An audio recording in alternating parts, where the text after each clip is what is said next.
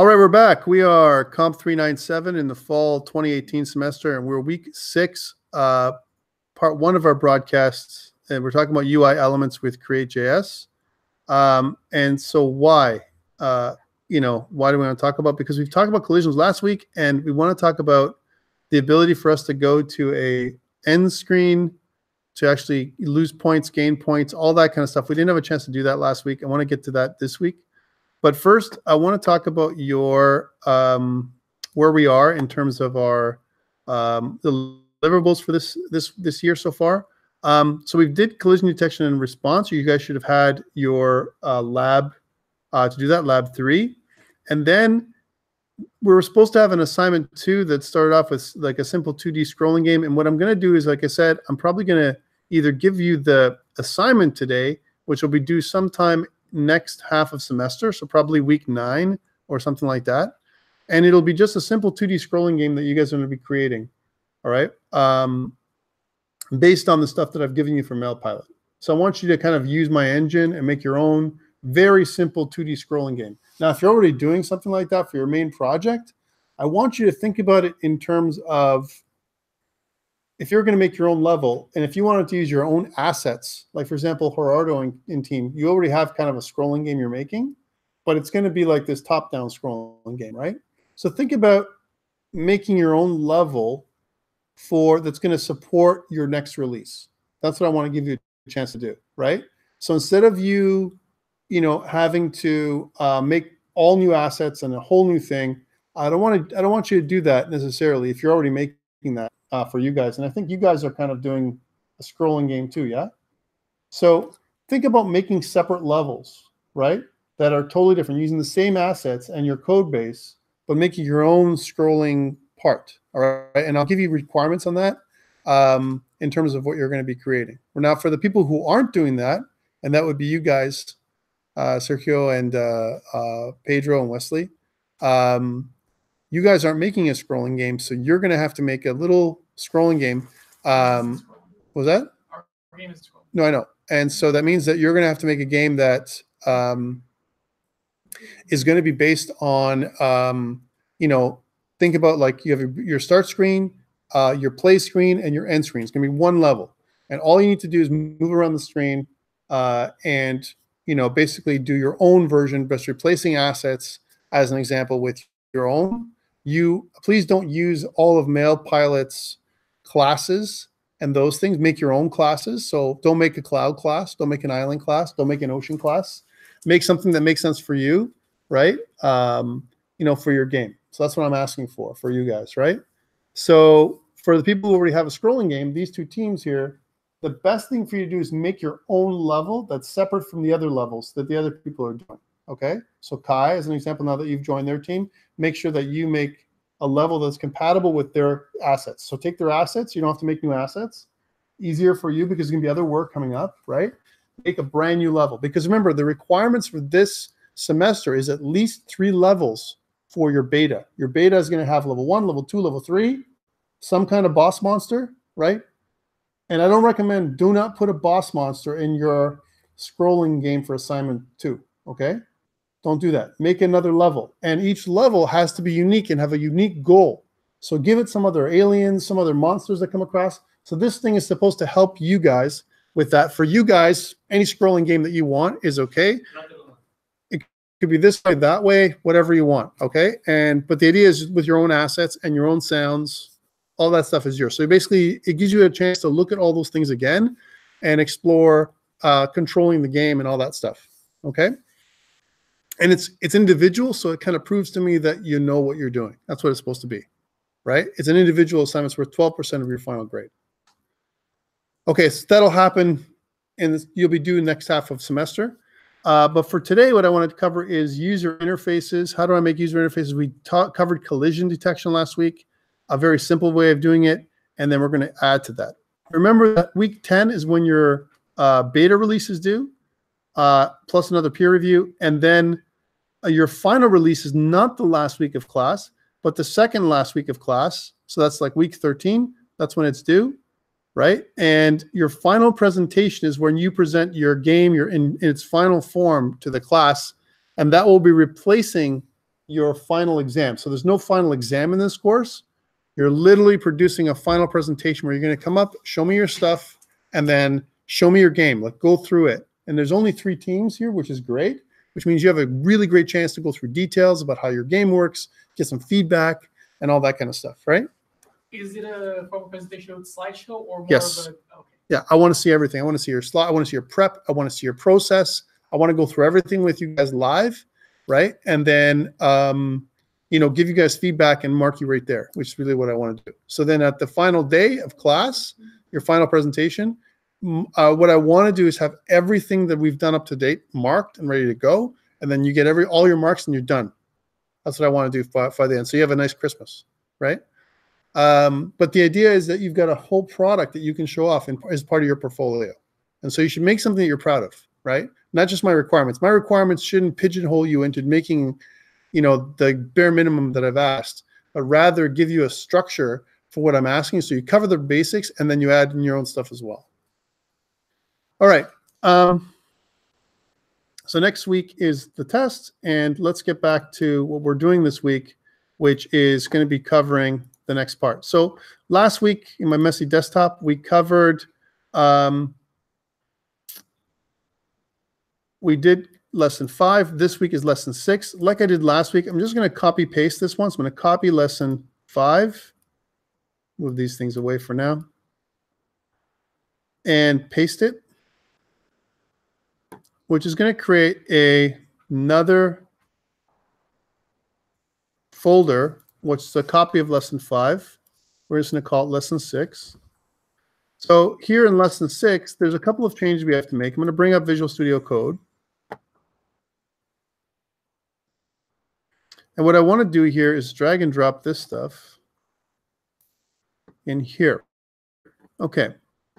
So we also talked about last week the Node.Jekyll file. This is required for you to make your game work online and be able to use node modules. If you don't include the .Node.Jekyll file, the node modules folder will be unavailable to GitHub Pages. That's all it is. Now, you don't have to use GitHub Pages. You can use any other provider. I'm suggesting GitHub Pages because it's free and easy to use. Okay? Let's do a couple things. I'm going to press Control-Shift-B here just to get going. Actually, before I do that, let's fix up our Git repository, because I want to change things. So just like last time, I don't want to totally kill my Git repository. I want to remove my remote. So I'm going to say Git. I want to say Git remote remove origin, right? And what this does is it takes away my remote, but it still leaves my commits. And now what I want to do is I want to go and create another repo online on GitHub. So I'll go to github.com/Centennial College, right? And inside there, we're going to make a new repository. So we'll make new, and we'll call this COMP397 in the F2018 semester, and it's lesson 6, right? And now we'll grab these last 2 lines of code here. I'll copy them, go back here and right-click to paste them in and press Enter, which should add the new remote, which is now called a lesson 6, and create the new push everything to that branch. So if I look here and I press refresh, you can see that that's all ready to go. All right, and the good thing is we've kept our 25 commits. So I've got 25 commits I've got here, and everything is good to go. Okay, so that's one thing I wanted to do. I'm also going to repeat my steps for GitHub Pages this week, just so you see it again one more time. And remember, for tomorrow's slot machine assignment, again, it was supposed to be due tonight, but what I've done is I've moved it to tomorrow night to give you guys an extra night to hand everything in. All right, so yeah, I've got my branch and I've got my stuff. I'm ready to go. I'm going to go here to my project and press Control-Shift-B here in Visual Studio Code. I'm going to click the watch task, which I've already pre-configured in other videos. And then I'm going to go into my PowerShell and type light-server, which will run an instance of my game inside Google Chrome. There we go. So we got Mail Pilot. I fixed my problem last week. Ooh. Yay. Lots of noise that we're making now. Let me just refresh that. We had a problem last week, and Sergio actually helped me fix it. We troubleshooted. We did some troubleshooting last week as well, and we found the problem. It was kind of a silly problem. I'm not sure if you guys saw the same problem, but in my scripts, I had an issue in my game object superclass. In my game object superclass, what I did was I defined width and height, half width and half height, and all that kind of stuff. But I couldn't reset the reg X and reg Y values from last week. Remember I said not all objects are going to have a pivot that's the middle of the screen. Maybe only my button and some other objects. So what I did inside, for example, the player class, right? Here's the player class. We had to have this regX and regY value be set in the start method, and that worked out okay, right? But inside my island, this is where the errors came through. Inside my island class and the cloud too, both of them actually had the same problem. In my island class, I did it in start, okay? Now, I want to be consistent, and so just to go back, I'm going to go to my player class for a second, and let's explore what I did this. I did both in start. So I did my player in start, and I also did the same thing for my my island and my cloud. So if you look at the cloud class, let's just open the cloud class here. You can see again that in the cloud class, in my start method, so I call my start method, and in my start method, what I do is I do this regX and regY. Now I'm repeating a lot of this, right? I did it in my player class, I did it in my island class, and I did it in my cloud class. When I do it so many times, it's screaming for it to be a subclass somehow, right? And I talked about this. I'm not ready to do more optimization at this point, but objects.gameObject, maybe we have to create an actor subclass, and the actor subclass is going to have this regX and regY value preset, right? It'll be something different. And also anything else that seems to be happening regularly, like for example, we have some other things that we're repeating. Maybe we can think about ways of removing some of that stuff and putting it into the actor superclass. All right. So again, I'd rather extend the objects.actor superclass as opposed to objects.gameObject superclass, because it looks like everything is inheriting from gameObject, and I want to create additional structures. We're not going to do that right now. Okay, so that's one thing. We fixed that problem. That was the cause of our collision detection issue, and it was also the cause of our sound problem. Okay, so if I look at the collision class, just to kind of refresh what we did last week, we created one public static method called check, and it checks both the island, if collide with island or cloud. So far, it seems to work. Now, those sounds we just heard were quite loud, and I did these sounds right here, these sound files. I made them play automatically by calling the instance. It's an anonymous instance of the sound class. I just used the play method to create an anonymous instance of the sound and just play it at maximum volume. Guys, this is no good. I want to modify this somehow to make it lower volume because it's too annoying. How do I do that? So it'd be nice if we had a chaining method that I could go through here and I could set the volume. Now notice I have a get volume, and down in here I also have something called set volume. So if I say set volume, right? So I play the sound and then I have a value. Let's say if I want to set the volume to something like 0.2, right? So 20% of the sound volume. And I want to do that for both. So I'm going to copy these two. This is one way we can try. All right. So I want to set the volume to 0.2, which is 20% of the volume of the sound. Let's try this now. So this is the first thing I want to change. So I want to save. And now it's reloaded. I want to come in here and collide. Yay. Still pretty loud. Right? I don't see any difference at all. Do you? Still maximum volume, right? And I wanted to point this out to you because even though we set the volume to 0.2, it's too late. We've set the volume, we've played the sound, and then we set the volume. So the setting the volume happens on this abstract anonymous instance, and it's never it never gets used. So this is no good. I wanted to try it though to let you know that it's possible. However, it doesn't make any sense. So what we need to do, in fact, in another way, is I want to create an object instance that I can reuse, right? But for now, what I want to do is break this down into 2 steps. So I want to make a new sound. So I'm going to say we'll call this the yay sound, right? Equal to this sound. Notice when I did this, if I hover over yay sound, it's of type CreateJS.abstract sound instance. So if I did this, if I said CreateJS, just to be more explicit, .abstract sound instance, right? I could do this, yes. And I want to play my sound, right? But, you know, here is the sound I want to play.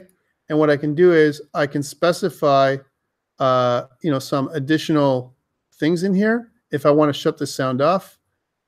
One thing that we notice is that, yes, I can do this. I'm not going to do it explicitly. I'm going to do it implicitly. So I'm going to implicitly use it. So now if I hover over it, it's going to be of that type.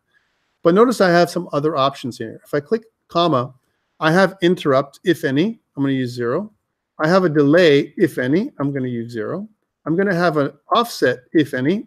Offset means where in the loop I have a wave file. How far in the wave file do I want to start playing the sound? I can play it later as opposed to earlier, almost like when to start playing. And delay means how many seconds do I want to wait before I play the file, right?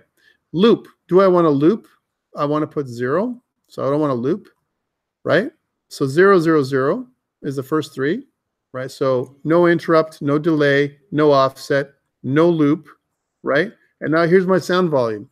And I can put my sound volume at 0.2, right, as an example. And do I want to pan? I want to put 0 for pan, right? So let's see if that does anything else. And I'm just doing it for my island sound, the yay sound. I'm going to save that, go back here, and start. And let's see how it works. Okay, now I can't even hear it at all. Look, there's no sound. Right? See that? No sound at all. So why is that? Okay. Well, let's put this back. So let's put this to 1. And let's see what happens if I put it to 1. And I want to go through and explore the sound instance. But notice that didn't work, right?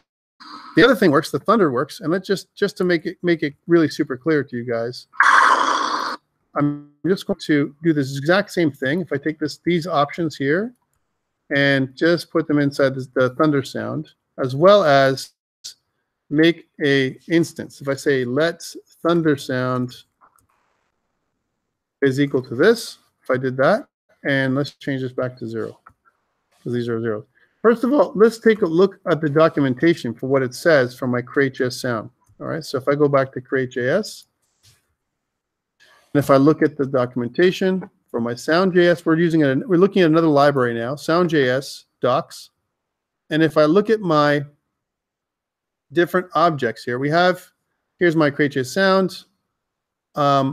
I can wait till it's loaded. I can do it by itself. I can also say, hey, here's my instance, right? Here's my instance. I can play the sound. Here's my play using whatever the ID is, right? And I can also change my sound volume to whatever I want. Now, here's an interesting thing. When I set my sound volume, does it play it first and then set my sound volume? Or does it set my sound volume and then play it? Right? We don't know. And if you look at it, if I create my abstract sound instance, if I click this abstract sound instance, it tells you what it does. It says an abstract sound instance is created when calls to the sound API method play or create instance are made. The abstract sound instance is returned by the active plugin controlled by the user. All right. A number of additional parameters provide a quick way to determine how a sound instance is played. Please see the sound API method play for a list of arguments. And if I go to the play you can see that I have a bunch of parameters, right? So here's my play, and it says that in my play sound, I have, I can play my ID, and notice that there's a curly brace here, and the curly brace has a bunch of stuff that I can put in. I can put in an object. It can take an object as well, not just the sound of my, or the ID of my sound, but also an object that I can specify which of the parameters I'm going to be modifying. Yeah.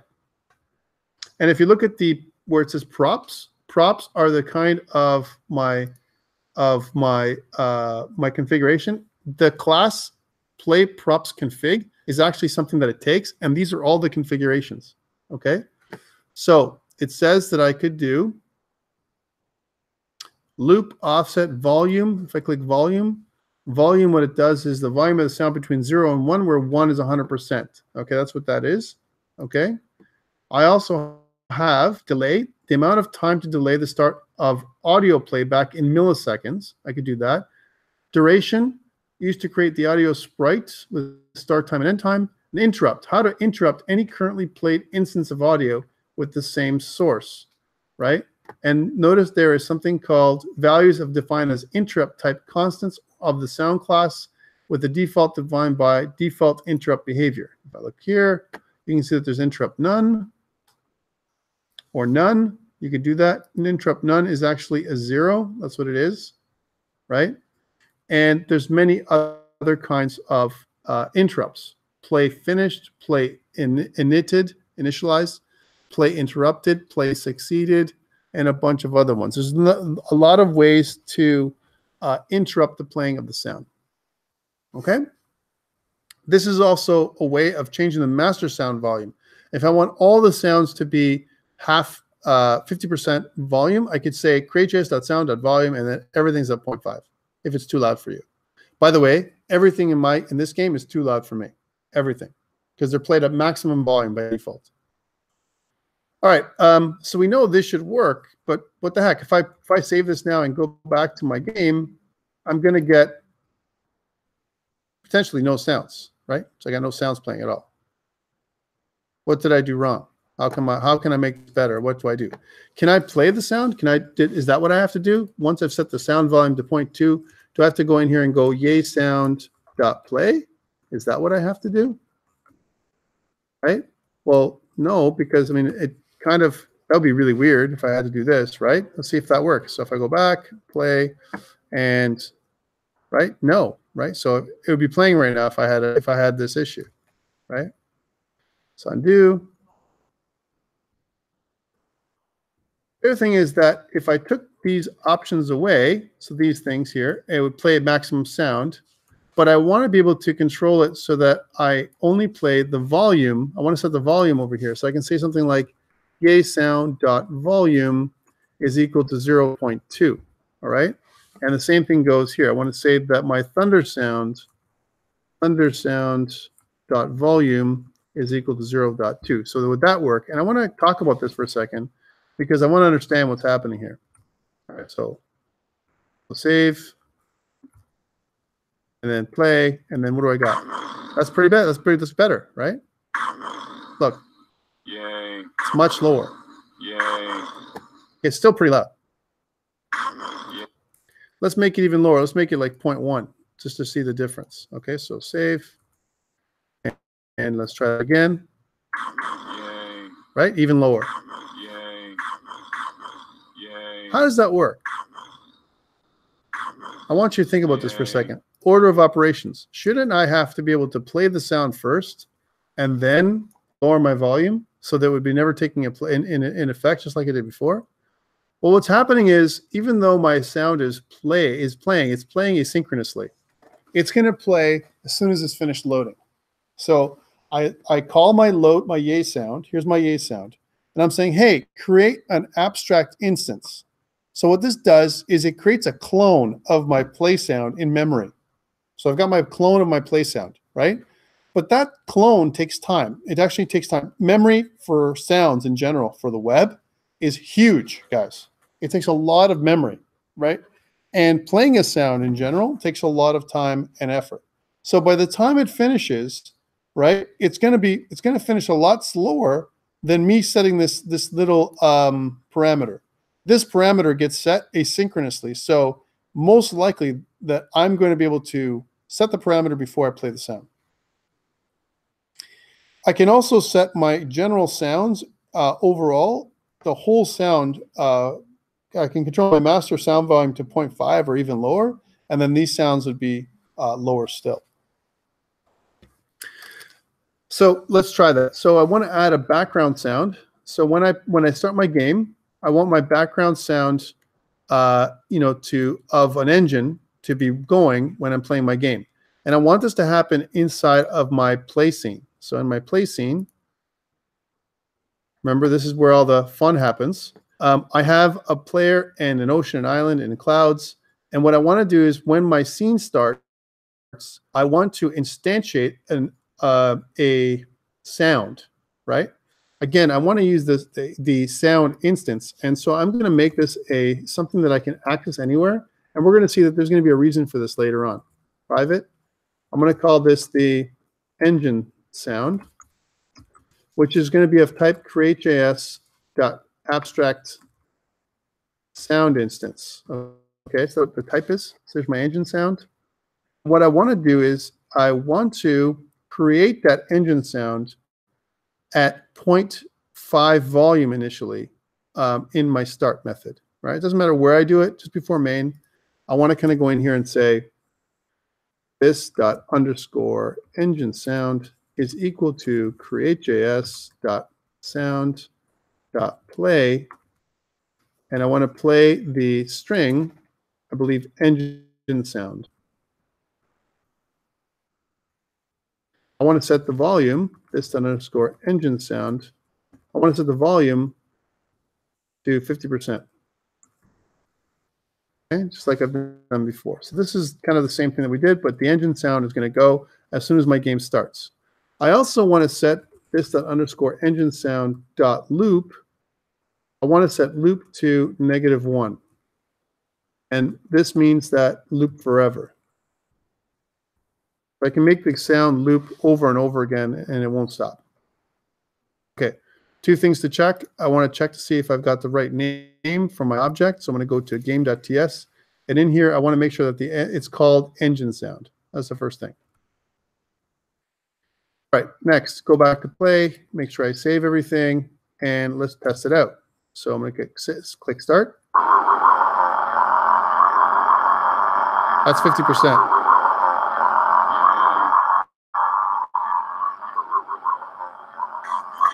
Too loud, right? So let's go back, and I want to change my sound again to 0.1.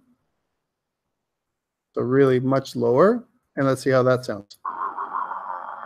Yay. Better. Yay. Right? Yay. Yay. Yay. Yay. Okay. So that's this. So going back, I have this sound that I kind of set up, right? And this is my background sound. So this will play my background sound. Play background engine sound when the level starts. That's what I want. All right. So again, what I could do is I could break some of these things, these little commands in the method. I could break them down into separate sub-methods that kind of does this for me. Okay. Okay, cool. So we've got the sounds going on. I've made all that work, and this is a great place to put it up to GitHub. I'm going to say, these are all the things I've added. I'll say adjusted game sounds. I've done, and I added my engine sound. I'm going to put this up to GitHub. So game sounds are all adjusted. Cool. Okay, now we know I can detect when I'm being hit, right? So if you notice, I can detect now first of all, what sound is being played and what volume it's being played at. I can do that. And you know what? I want to start accumulating some points. I want to be able to do somehow show a user interface. Okay. So first of all, how do I show the user interface? How am I going to do that? I want to show the user interface as an overlay on top of everything else. Now, there's a couple ways to do this thing. I could make independent labels that I control. But what I want to do is I want to reuse this interface in another level. I don't want to do this every time I make a level. Like, for example, if I make level 1, level 2, level 3, and if I make individual labels every single level, then it's going to be something that's I'm repeating. I don't want to repeat this stuff. I want to have something that controls my user interface all the time. And I think it's better for me to have something called a Scoreboard Manager, right? My Scoreboard Manager or my user interface is something that I control and something that I can reuse. All right, so I'm going to make a new Scoreboard Manager. I'm going to go do here. I'm going to make this object a new file. It's going to be called Scoreboard. And my Scoreboard Manager is going to be inside Module Managers. It's going to make a new class. I'm going to export a new class called Scoreboard. Not going to extend anything. This is going to be an independent class, so it's not going to be extending any other class. I need some private instance variables, some public properties, which I'm going to have some. I'm going to create those. One constructor for now, some private methods maybe, and some public methods. Okay, so what is my scoreboard going to include? Well, I definitely want to include a lives label, and I also want to have a score label. I also want to have a lives object, something that I keep track of lives, score, and high score. So I want private score, which is a number. And of course, I'm going to use the underscore, no pun intended there, underscore. Private lives, which is a number. Private high score, which is also a number. And I want to create their getters and setters, the public getters and setters that come here. Now, unfortunately, there is no quick way to do that. If I kind of go here and go to this little object, I can't just go remove declaration for underscore or delete all unused declarations. It doesn't. I don't want that. In Visual Studio, what I could do is just say create my getters and setters. Okay, but here we've got Visual Studio Code, and TypeScript doesn't allow me to do that so easily. But I could use get. Remember how we did getters and setters?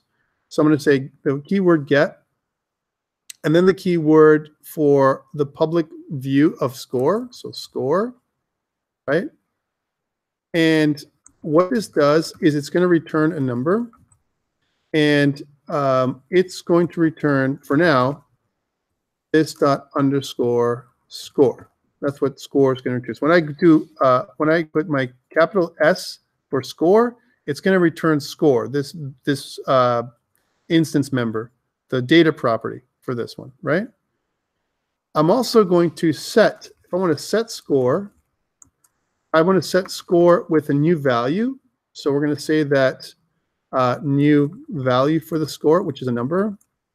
And what it's going to say is that this dot underscore score is equal to new value. Okay, so I want to do those things first. So this is the way I'm going to do all the getters and setters. So I'm just going to copy this stuff instead of me doing it over and over again. And I'm just going to paste twice. All right, so instead of score, we'll make this lives, and this will be lives. And we'll make this lives and lives. There'll be something we'll do here in a second, so I won't make this totally monotonous. And then down here, this will be high score, and this will be high score, and this will be high score, and this will be high score.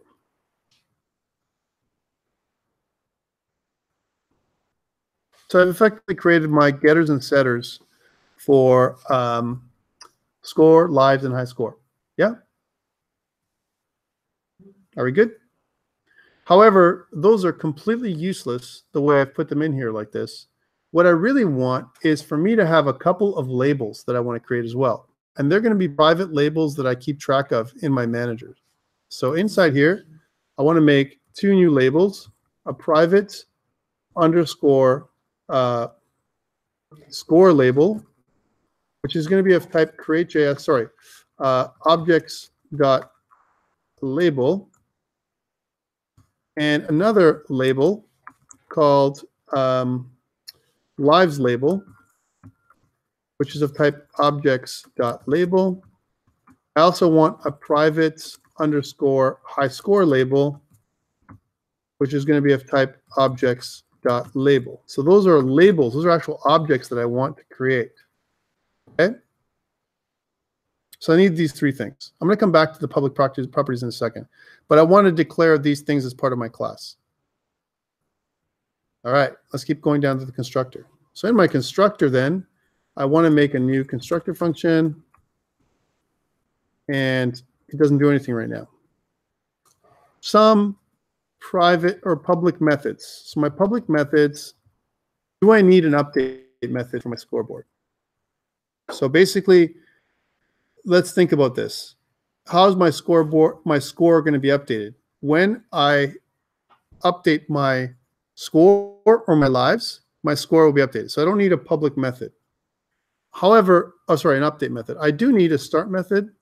So we'll say public start. I do need this one, which returns void, which I do some initialization. And I do need a public main method where I do some work. Okay, so that's what I use main method for. So I want to call in my constructor function, I want to call this.start. This is where it's going to initialize stuff. So I initialize things in my start method. And in my start method, what I want to do is I want to initialize those labels, right? I want to say that this.underscore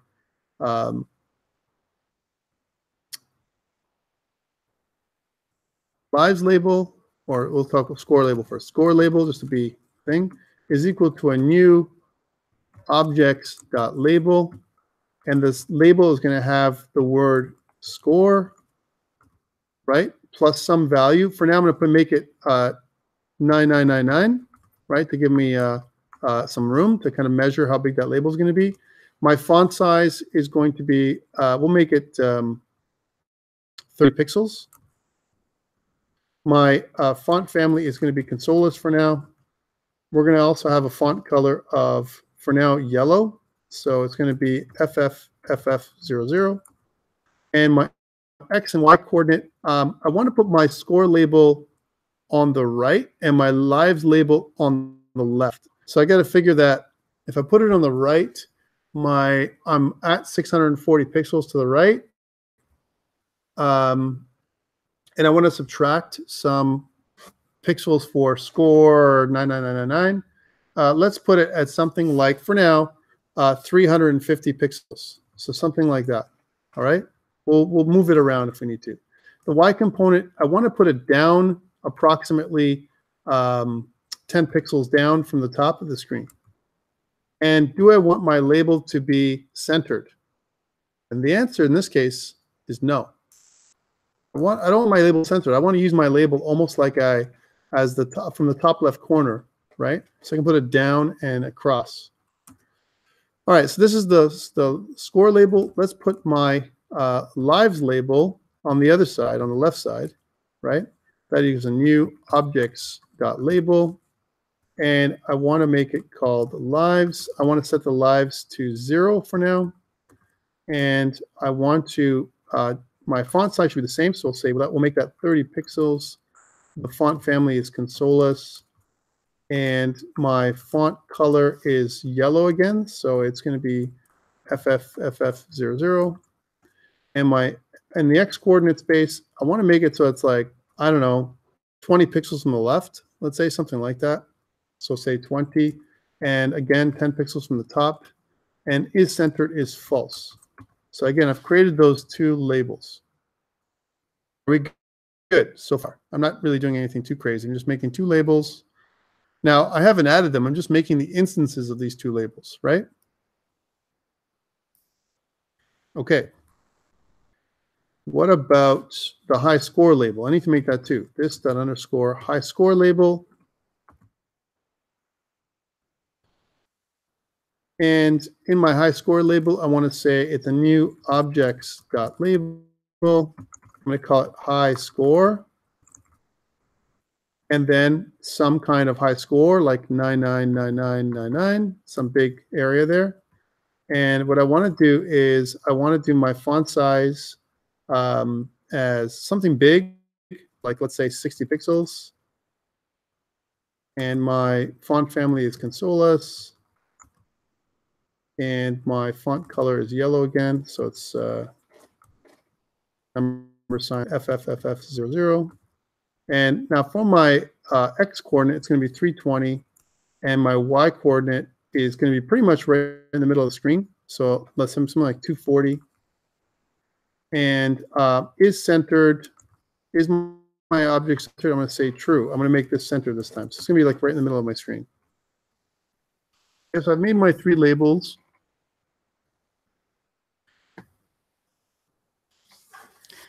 And now I got to think about this. I want to be able to have control over any of the labels that I make, right? So I want to make these labels, and in my placing, I want to add only the score label and the lives label, but I don't want to have the high score label in there at all. I want to create a new instance, but I want to kind of make it so that I can control which instance I can create depending on the scene that I'm on. All right. So for example, in my game over scene, I really don't need a lives label and a score label. All I need is a high score label in my game over scene. But in my play scene, I'd like to have only my score label and my lives label, not my high score label. Right? I'm just saying these are the conditions that I want. So I don't want to always create my high score label, and I don't want to always create my score label and my lives label. What can I do?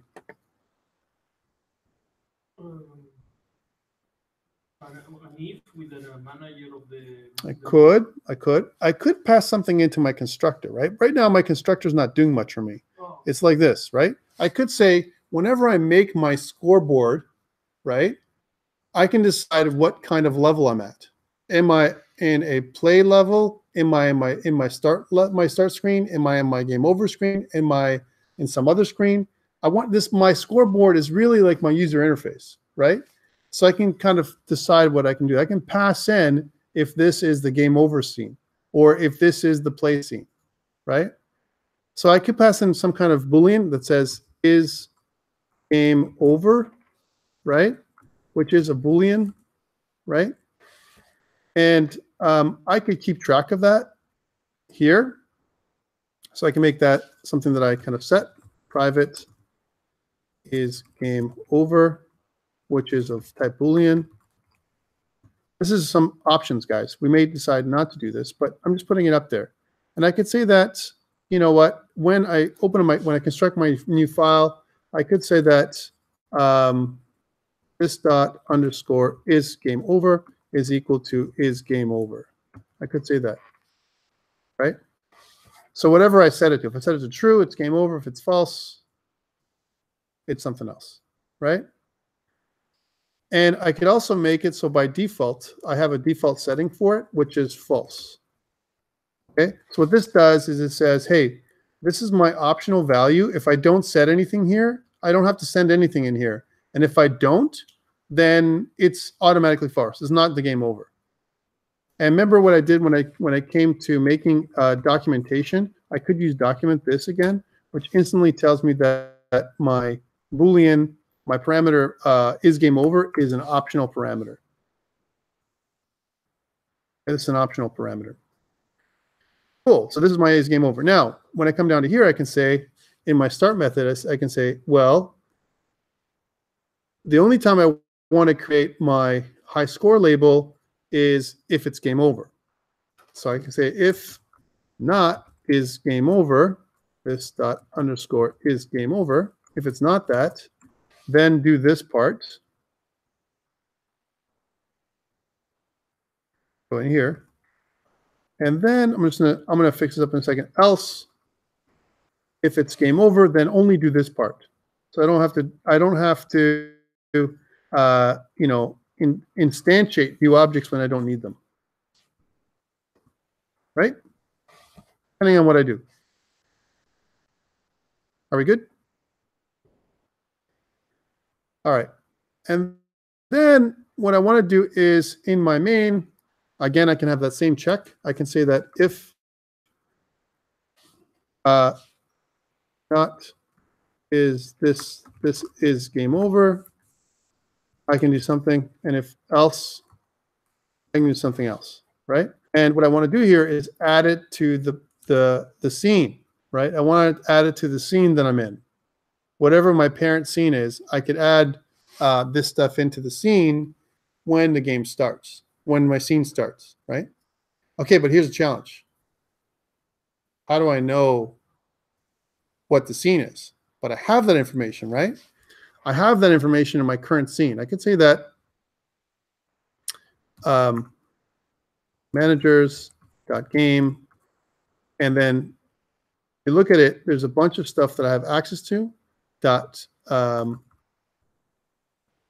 in my game manager, I have a bunch of things that I have available to me. For example, current state.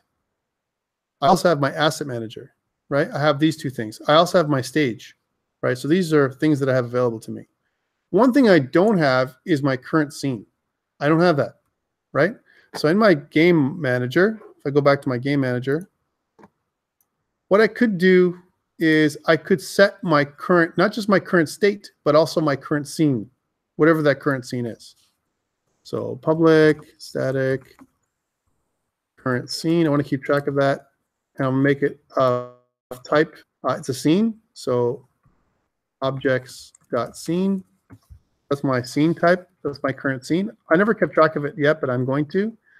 And then inside of my core, we're going to kind of go over this later on when we do optimization. In my core, when I do my scene switching, which is down here in my finite state machine, not only is my current scene being set to this, right? But whatever my current scene is at the end, I want to save it. So I want to say something like, okay, current scene, whatever you are, let's go to my managers.game.current scene and make that equal to the current scene, right? So now that points to the right scene that I'm looking at, yeah? I'm doing that here because it's easier. So I'm doing that right when I declare my current scene. So now I have access to that information. Now remember, everything I put inside my game manager is a global variable, right? So I got to be careful how many I put there. And then we have to think about, can we convert some of this stuff to singletons later, right? So it's more controllable. Okay, let's go back to my scoreboard. So now that I know my current scene, I could say something like, hey, managers.game.current scene, right, dot add child, and I can pass in there the score label and the lives label. So this dot score label. By the way, you could also add multiple children. Take a look. I can add as many children as I want in here at the same time, right? But I'm going to do it one at a time because sometimes I need more control.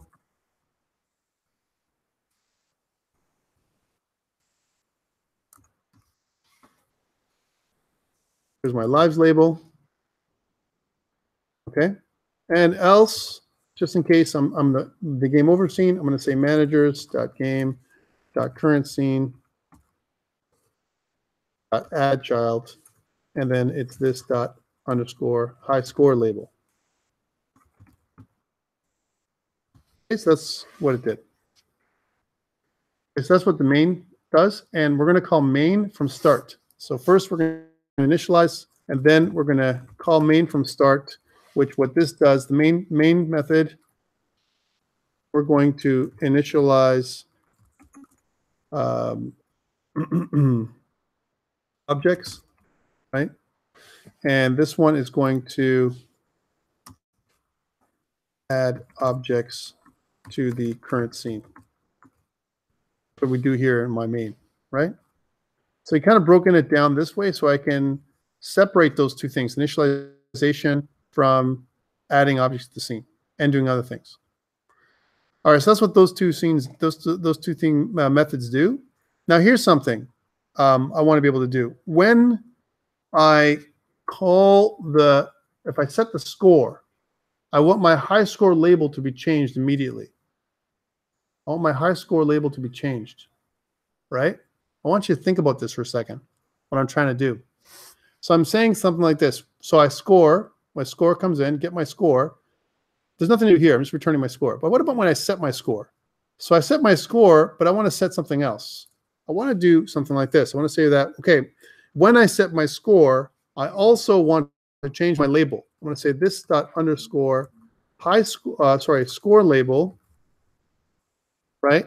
Dot text. The text value of my score label is now going to be changed to whatever I've set my score value to.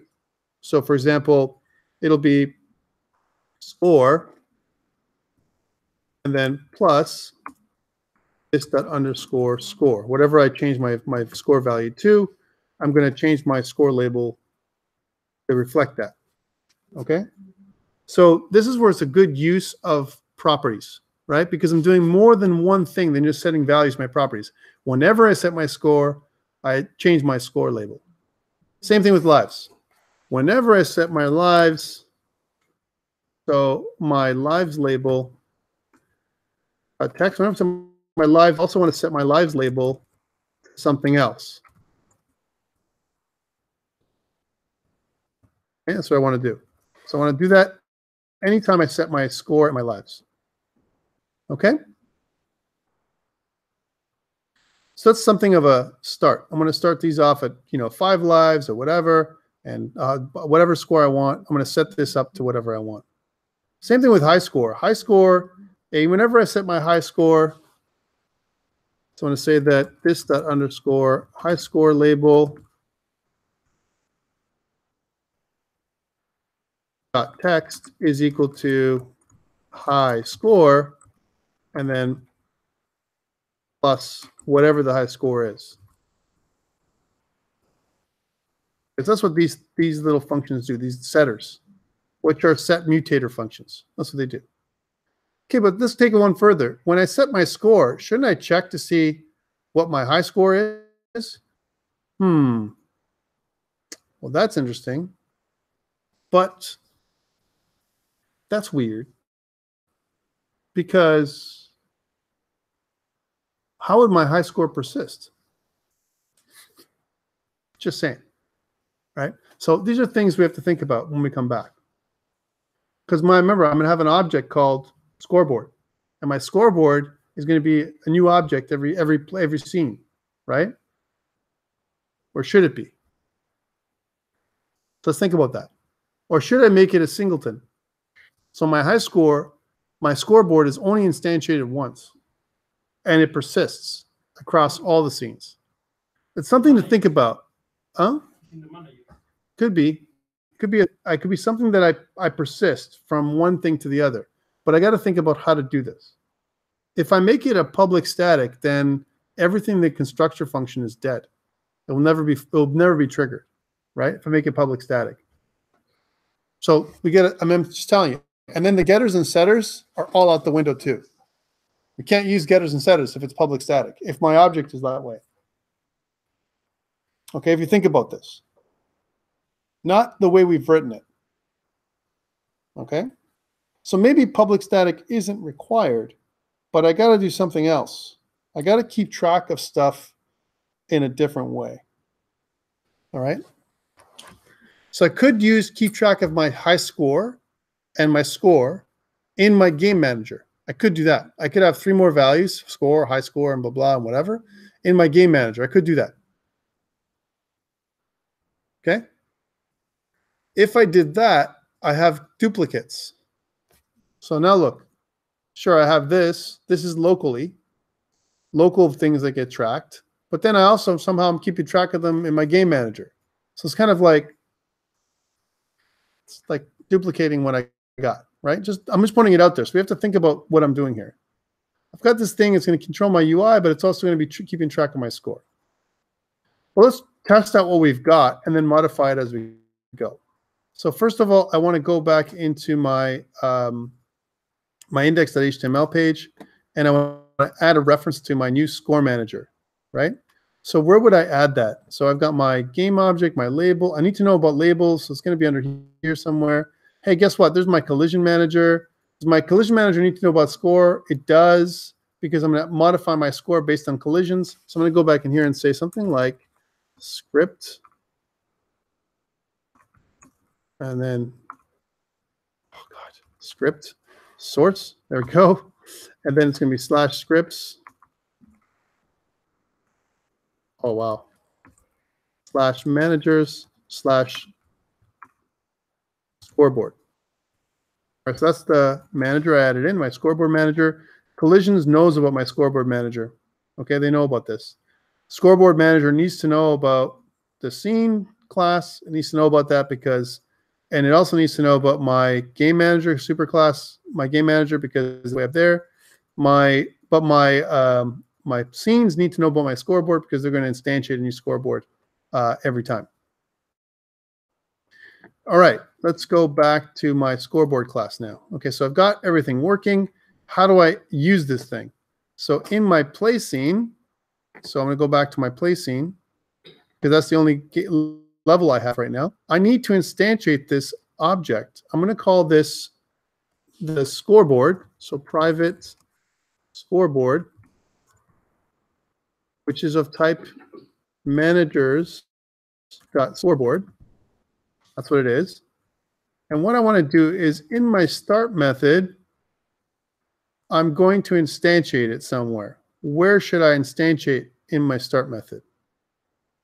And let's be clear. Once I instantiate this thing, it's going to populate my objects, my score, my UI, onto my scene immediately. This is one case where I'm not going to put it in my start manager at all. In my start, I'm actually going to put it in main because I want all the objects to instantiate after everything else. It's going to be on top of everything. It's almost like the last thing I'm going to add in. So this is the only time I'm going to do both. Where I say something like this dot underscore scoreboard is equal to a new managers, just the way I've written it, dot scoreboard. And it says, is the game over? No, I'm going to put nothing in there, right? And this is going to add my add scoreboard user interface to the scene. That's what it's going to do, but it's going to add it at the end. It's going to add it at the end because my user interface, my labels, are going to be on top of everything else. That's what it's supposed to be. All right, one more thing is one thing I forgot to do. In my scoreboard, by default, I want to make it so that my constructor, in my constructor, I can set the initial score and lives if I want. And I want to do that before it's game over. I want to say something like this. Lives num is a number. And also, I want to take in score num. So I start with a particular score, which is also a number. It's a little different than my last implementation I did. I also want to make those start off, my lives num, I want to make it start off at 5 by default, if I don't specify. And I want to set off my score number to 0 if I don't specify. So I'm setting up default values for my lives and my score. And what I'm going to do here is I'm going to say something like this. I'm going to say that this dot lives, capital L, which means I'm using the constructor, right, is equal to, now this is, I got to be careful here. Have I instantiated my lives or my score at this time? My live label and my score label, if I do it here, right now. So I got to be very careful when I do this because notice my lives and my score are going to be instantiated down here somehow. All right, that's when it's going to be instantiated. So if I was to do this up here, because this one, if I look at my lives, it actually updates the lives label text, I'm going to get an error because lives label doesn't even exist yet. Okay? So I want to set the lives, but I want to be able to set whatever the lives number is to that. And it's almost like I got to preserve this number, lives and score, and pass it into my start somehow. What do you recommend? I'm creating all these things, and I may not even need them, but I'm asking, what do you think I should do? I want to set my lives number and my score number to defaults, and then somehow save that information.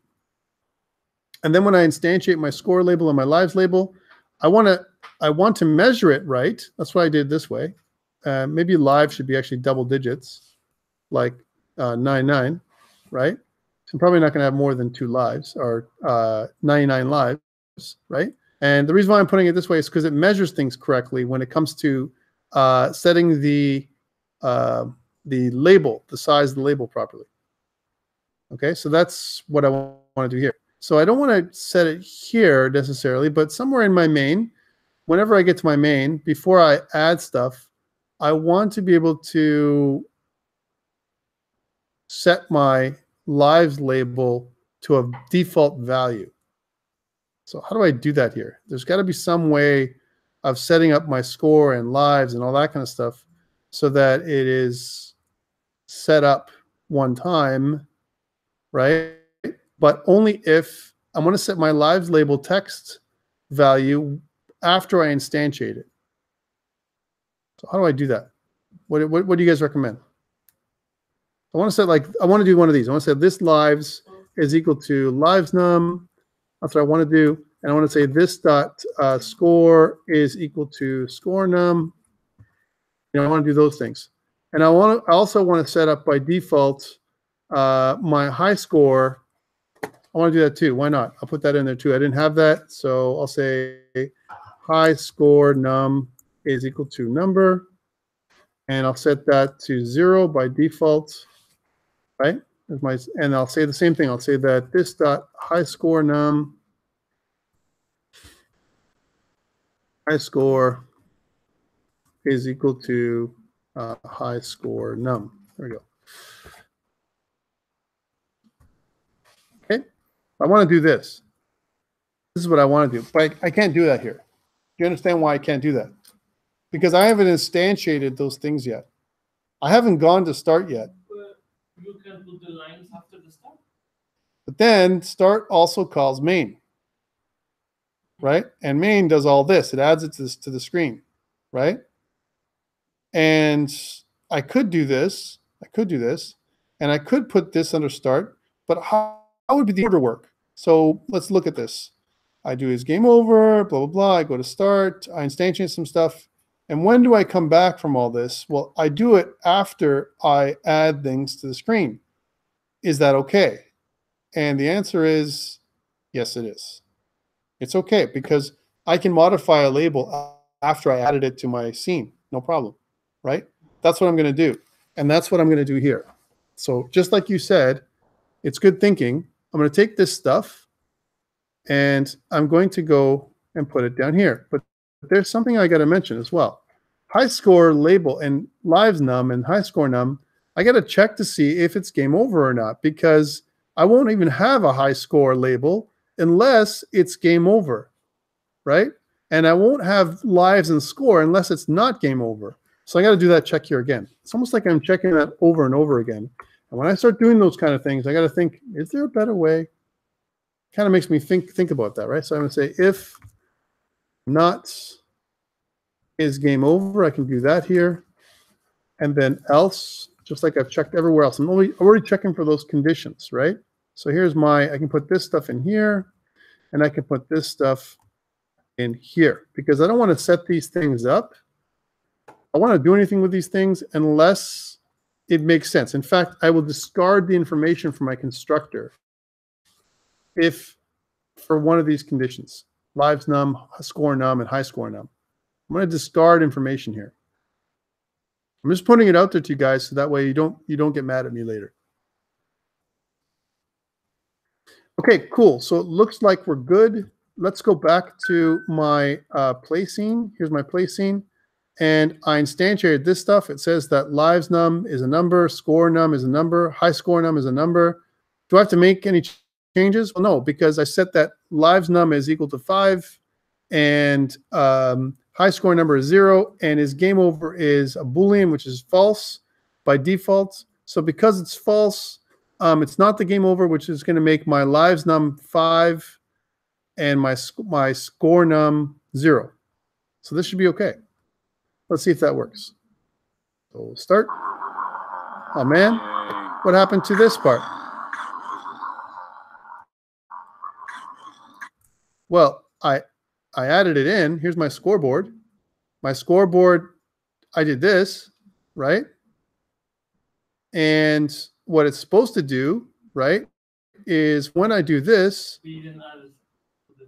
but I did because I went into my scoreboard. Remember, I did this already for myself. I did inside my main. It depends on if this gets added into the scene. So how come I don't see my score label and my lives label? Right? Should see those. How come I don't? I'm asking. I want to know. Like, how do I troubleshoot this? Because first of all, what is my current scene? I don't know. So what I'm going to do is when I instantiate, I'm going to go through here and put a breakpoint. Let's do that stuff again like last time. We kind of did it at the very end last week, and I don't want to wait till the very end this week. I want to do it now, right? So I'm going to put a breakpoint right here, okay? And what I want to do is I want to run a debugging session. I want to click on this little plus button right here, this little start button, and it's going to bring up Chrome inside of its own little browser, running on port 3000. Okay, so now I'm starting to debug. Let's take a look at this. I'm going to click Start. All right, and then I'm back to this. I'm just going to turn these volume down so we don't have to hear that annoying sound the whole time. All right, so I'm here, and it says my web audio failed to load resource with a 404. My favicon. I don't care about that. What about this? Here's my scoreboard. And is game over is false. This is good. Okay, so I'm looking at my lives. Lives label does exist. It has a height and a width and properties. Here's my rectangle. So how big this thing is. Here's my width. It has a color, FFFF00. It has, my font is 30 pixel consolus. That's good, right? Here's my half width and half height, and my height and width. And where's my X and Y? So if I go back to the bottom, X is 20, right? So that's 20 from the left, and Y is 10 from the top. Wait a minute. But okay, yeah, that looks okay. I got, this is, it's how half the height and half the width. I've measured those things. These are all good things. Here's my text align is left. My text is lives 99 by default, and my text baseline is top. So this is all that, everything that happens, just to point this out to you guys, here, right when I come to here.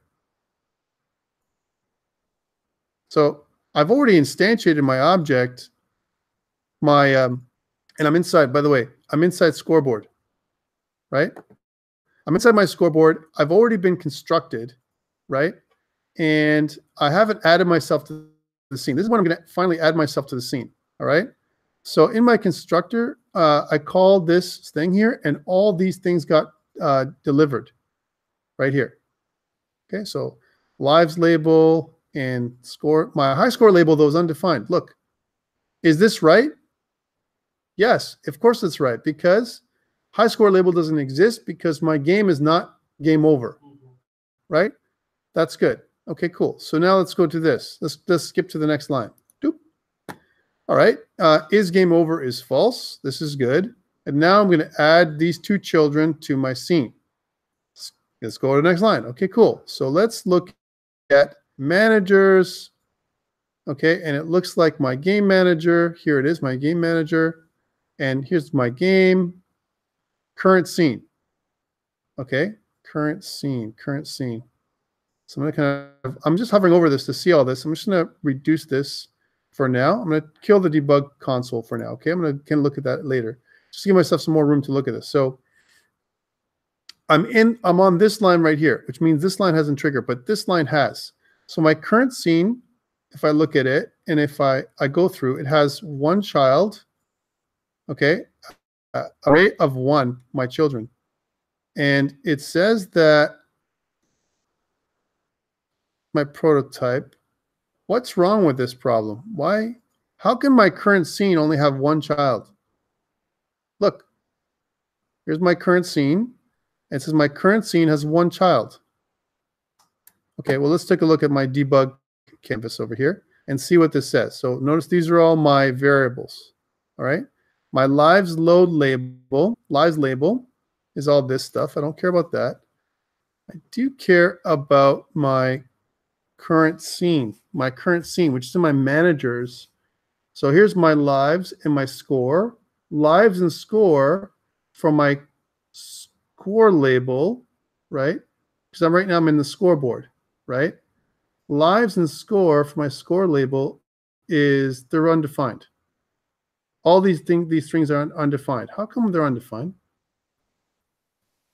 How is that possible? How's my score, lives, and all that stuff undefined? I'm in main, right? I've added to the child. I've already done this stuff. How is that undefined? I don't get it. Okay. This is the problem, right? My high score, my lives, and my score are all undefined at this point, but I'm adding something to the child. Why? Because there is nothing. I've never defined a default value for my high score, my lives, or my score, ever. Not here. Look. I'm not doing that because you guys told me that when I'm here in my constructor, right, this stuff here has to happen after I start my method, which means that after I create my objects. So here's my objects. So I do this after I do that. I've created my objects. So I don't even come to here yet because my start method, we're not even finished my start method, my main method. We haven't come back to this yet. We haven't done anything here yet. Does that make sense? So that's why these things are like this. They're undefined because I haven't defined them yet. They're going to be defined here when I come back to my constructor. So far, so good, actually. Okay? So that's what I've asked to do. That's what I wanted to do. Okay, cool. What about this? My current scene. What the heck is this? My current scene says null, null, cursor, da, da. How can I find this information out? I need to break this out, guys. I can't do it like this, my current scene. In fact, I got to make a reference. That's the easiest way to do it. I'm trying to do too much at once. And people get into this thing where I say, manage the game, the current scene, the add child, but then I can't know what this current scene is. So for now, I'm going to stop debugging. To help myself, I'm going to go to the top. I'm going to create a current scene variable that I can access. We can delete it later, maybe. And it's going to be of type objects.scene. Okay? And what I'm going to say is when I instantiate this object, right, I'm going to, before I get into my start method, I'm going to say that this._current scene is equal to managers.game.current scene. Okay? That's what I'm going to do. So I'm going to set this here so I have a reference of it. And then when I come down here, I'm going to say that this._current scene is this. So I can actually find out what I'm adding to. Because right now I don't know what scene I'm adding this thing to. And I want to be able to do that. I want to be able to test this. Well, I think that you figured it out? I'm not sure, but in Let's, state machine, we mentioned that the current state is but this line is after we instantiate the play. So when we enter to the instantiate the play scene, we instantiate the score. Do I ever come back here? Do I ever come back here? I do though. Look, even though I instantiate the play scene, I don't add it to my stage until here. So this is okay. This is not a problem. Managers.game.current scene is equal to current scene. That's okay. It means that I'm going to do that just before I add it to the scene, to the stage, right? So it's okay still. I'm still inside of my switch. I'm sorry. I'm still inside of my main, right? But I'm going to do it here. I'm going to do it at the bottom because current scene, right? I destroy my current scene here and remove all children if it exists. Then I switch my current state, depending on what my current state is. I reset my current scene to whatever it is. And then down here, what I make is I keep track of what my current scene is, right? In my managers.current scene, right? And then I add it to the stage. That's what I'm doing. So this is okay. Okay. But let's go back to my scoreboard for a second. Now I want to go back and run this again. So I'm going to go into my debugger and run my debugging again, which is going to bring up my little window again, which is going to start my game, which is going to take me here and back over here. And if you notice, right now we're in this game over. I want to go forward one. In here in my game over scene. Is game over? No. And let's go one more. And now I want to know what my current scene is. So now in the left, right, this is my local. Here are my globals. I got lots of globals. But where the heck is my current scene? How come I don't have this? Here's this for current. Here's my current scene. My current scene says start. What? Why? Why is my current scene start? I'm adding something to the start scene somehow. That's what I'm doing. Look, it's telling me what my scene is. It says start. How's that possible? Here's my label. My lives label is a label. My high score, my score undefined. But this is no good. Look, and even if I go forward, current scene, I mean, that's not good. That's wrong, actually. That's terrible. And one thing to note is that it's good, but look, we have a welcome label. I should have been able to tell that right away. My current scene shouldn't have a welcome label because we're not in the current scene. We should be in play scene. It should say play, not thing. And that's my problem. Somehow what you said is right. Somehow my current scene is not updating. That makes sense? It's updated, but after that we... But how is this? But how is it not doing this? So I'm going to go back and let's take a look at that game thing already. All right. So my game, now I made my game manager. My game manager is good. My game manager keeps track of my scene because it worked, right?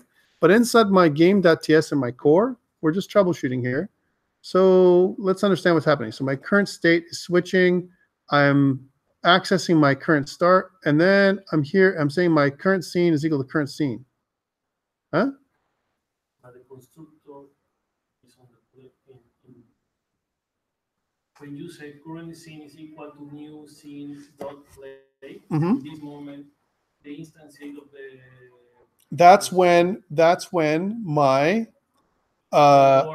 my current scene is happening, right? Because that's when I set up my current scene in the first place, right? So that is an issue, yes, right? That is an issue. This is somewhere where we're having a problem with my game manager now. Because my managers.game manager current scene, it's not being set.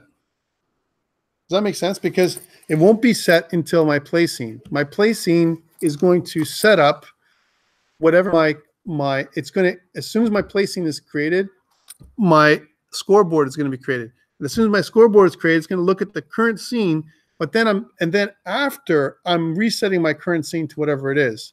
So this means it's getting to the previous scene, not the current scene. And that's what's happening here. And that's why I'm getting that weird not adding to my scene effect. So now what do I do? This is no good. And it doesn't matter how I do it. It's going to happen on instantiation. So even if I change this over here on before it, if I say my current scene, it's going to be the same effect. So this is no good. Well, I could do a hack. I'm just saying this is ineffective. This thing here, where I have it here, is completely ineffective. So I could do a hack. I could take it out of here. Okay, this idea is good, but it's not working. And in my play scene, I'm just saying, okay, guys, this is a total hack. But I could say something like this. In my start method, I could say that managers.game.current scene is equal to this. I could do that. That's a hack. That's a real hack. right? I'd have to do this on every scene other than my start scene, right? I'm just saying, this is the thing that I would have to do, which kind of sucks, right? But if I did this, if I just did this part, at least for my placing for this hack, I'm just going to test. I want us to test this thing out. I could go back to here and play, and then I have my scoreboard. Scoreboard appears now, and it appears in the right spot, right? It does what I've told it to do, right?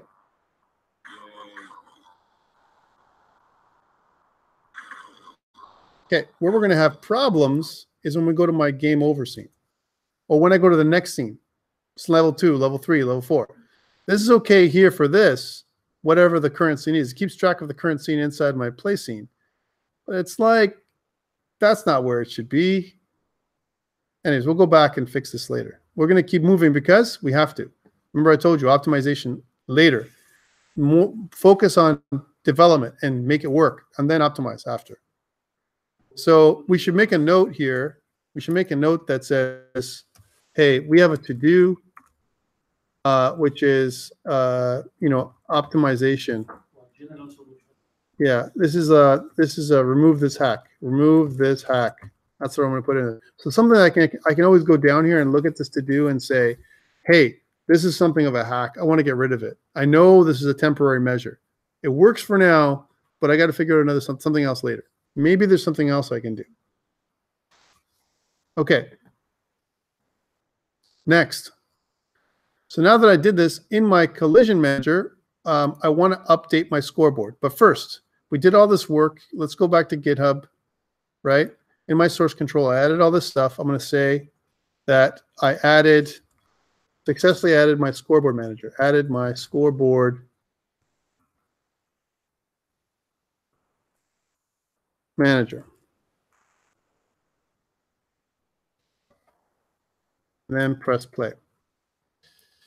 Push those changes. Okay, so those changes are pushed. Let's go back now and modify it in my collision manager. So in my collision manager now, whenever I hit the island, I make the yay sound, I want to add 100 points. So how do I do that? I can say that, oh man, wait a minute. I have no access to the scoreboard manager. I don't even know what scoreboard manager is. Does it even exist? I don't know. Man, oh man. I got to do another thing. I got to be in here, my game manager. I got to add a reference to it. So I say public static, scoreboard.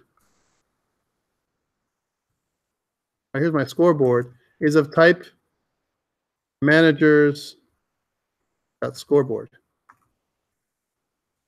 I'm making a reference to this, right? Because you know what? My scoreboard is going to be something that I change every time. But my manager should know about which scoreboard I have going on right now. Professor? Mm-hmm. Isn't a scoreboard or a heads-up menu part of a scene, a particular scene, so its reference should be inside a scene, right? It is. But I'm making a global reference too. So I can access it through my collision manager. Right? And again, we're going to talk about this hack where this whole game manager thing is a hack, if you think about it. But let's go back to this. So, okay. In my play scene. So in my play scene, here it is. And here's my play scene. And I got my managers, and my scoreboard manager. I want to make a reference to my scoreboard manager when I instantiate it to this, right? But I'm not going to do it. I'm going to do it in my play scene. So here in my scoreboard manager, where I'm down in here, I'm going to say that as soon as I instantiate it, I'm going to make a reference to the managers.game.scoreboard is equal to this._scoreboard. So I want to kind of do this. So this makes a reference to my scoreboard. So I keep track of that too. Can't keep track of everything, but this is something that I want to keep track of for now. All right, cool. Now that I have that, if I go to my collision manager, so in my collision manager, I could say something like this. I could say that managers.game.scoreboard, right? And I want to add score. So I'm going to say score plus equals to 100. Can I do that? Can I write it like this? Managers.game.scoreboard.score plus equals to 100? I could. And that will update the current scoreboard manager, whatever it is, right? And the reason why I've written it this way is because we don't know what level I'm going to be on. I could be on level 1, 2, 3, 4, 5, 10, whatever it's going to be, right? And I want to be able to update any of the scoreboard managers that are up at that particular time, depending on which one it is, right? For that one time. Okay. And the same token, when I hit the cloud, I want to say managers.game.scoreboard.manager.score, right? Lives minus equals to 1. Or I could say minus minus, whatever you want, right? So what this does is going to reduce his lives by 1 and increase the score by 100. Okay? So this is inside the collision manager. Okay? Guys, this is only one way of doing it. There's other ways. And we'll talk about the other ways when we optimize. Okay, does it work? Let's try it. So, yay, I got some score. Yay, I got a score. And I can't cheat, right? Because I can't do this anymore. Remember, we fixed that. I'm losing lives.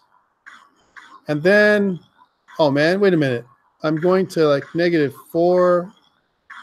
Okay, well, I have a lose condition. And now what I can do is I can shift myself. I can shift myself from this when my score is low, is equal to less than or equal to 0. I can change my state somehow. Do I have access to that? Well, yeah, I do. I could say that, sure, I reduce my life, right? And I can do a check in here. I can say that if managers.game.scoreboard.lives, right, is less than or equal to 0, right, then what do I want to do? I want to say that managers.game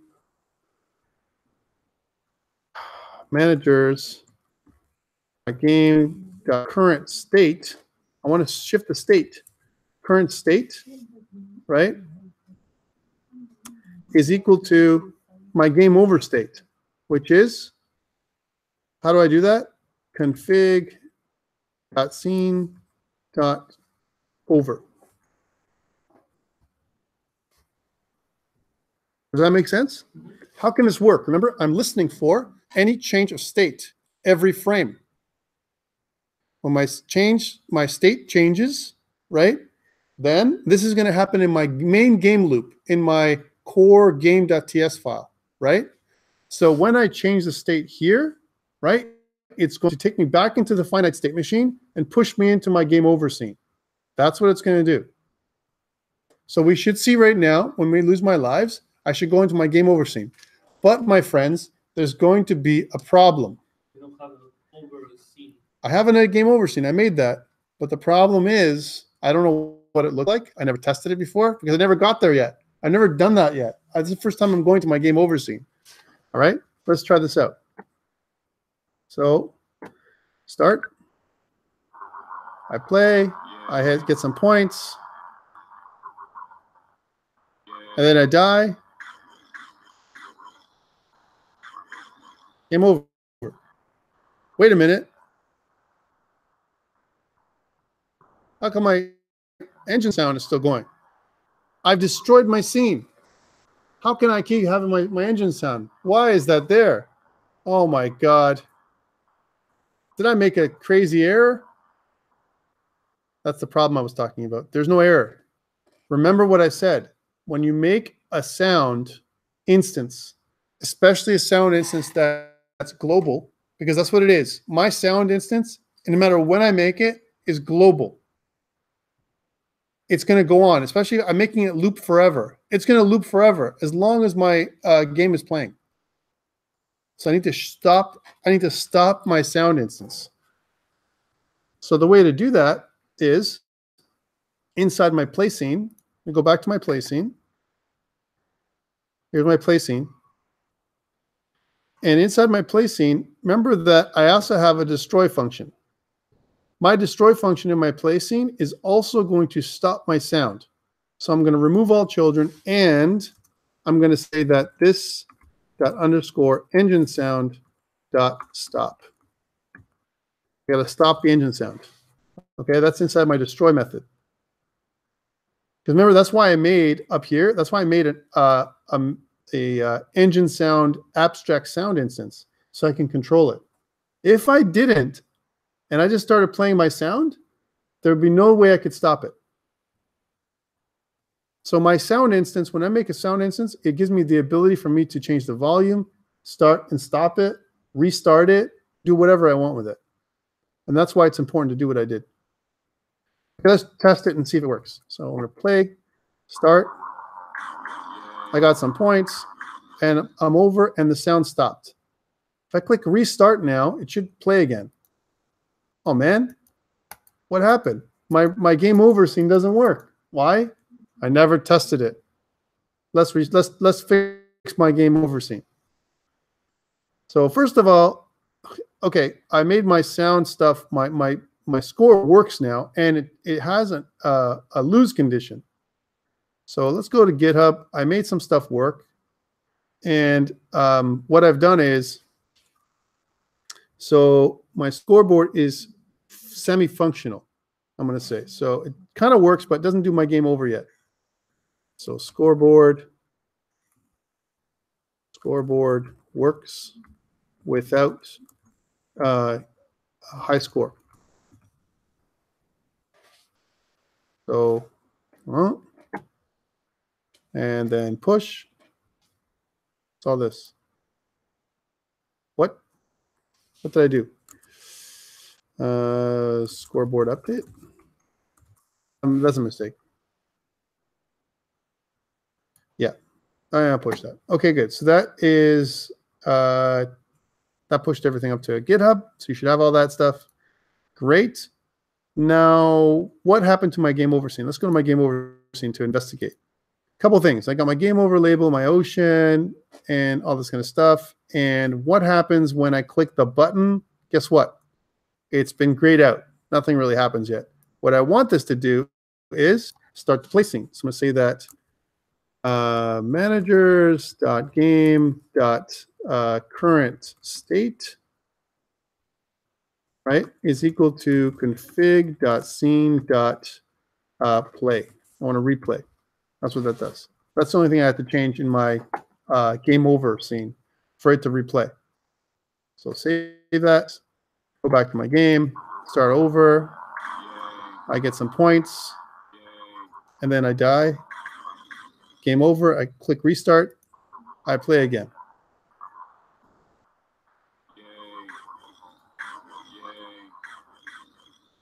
I go game over and restart, and I play again.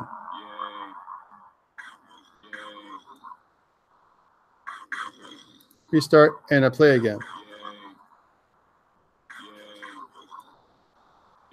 Okay, so I've tested it a bunch of times. It looks like it's working, but the only problem is I don't see my game over scene. My high score. Well, I don't see my high score because I didn't instantiate a new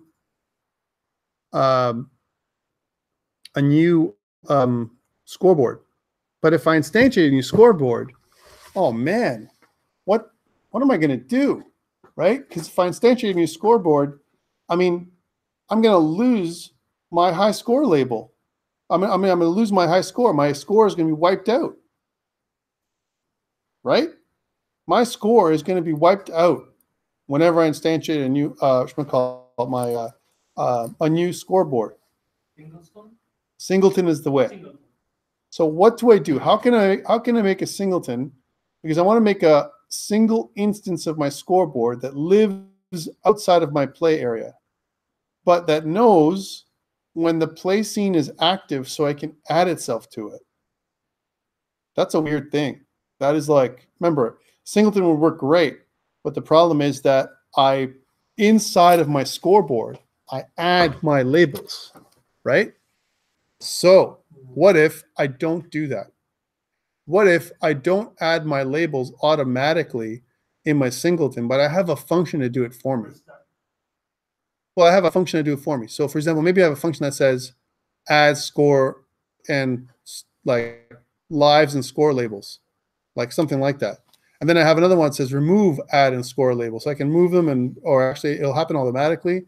And then I don't have to instantiate my scoreboard more than once, right? Once it's been instantiated, like in my start scene, my play scene, I never have to instantiate it again, right? Because it's already got an instance, right?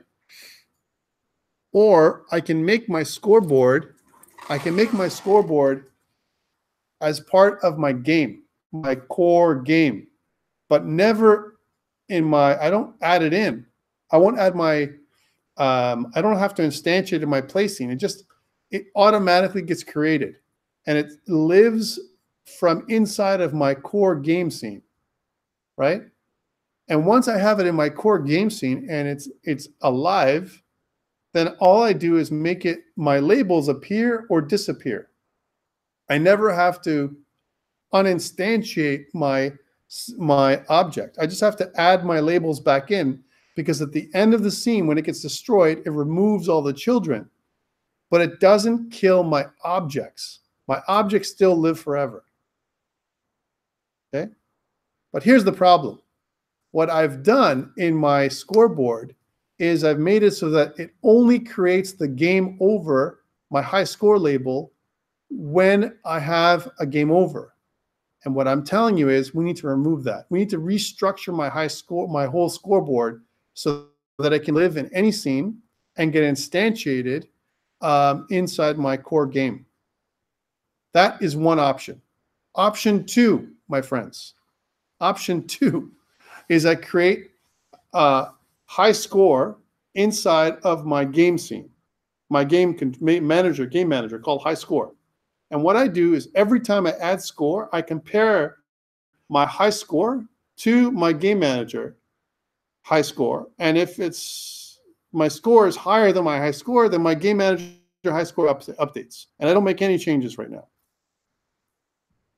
I'm just putting it out there, right? Just saying, these are options. Let's make it the easiest possible, but not the most efficient today, and think about efficiencies later, right? Because I want to make this work. So how do I do this thing? So what I mean is, in my game manager, which is in here, I can make another hack, right?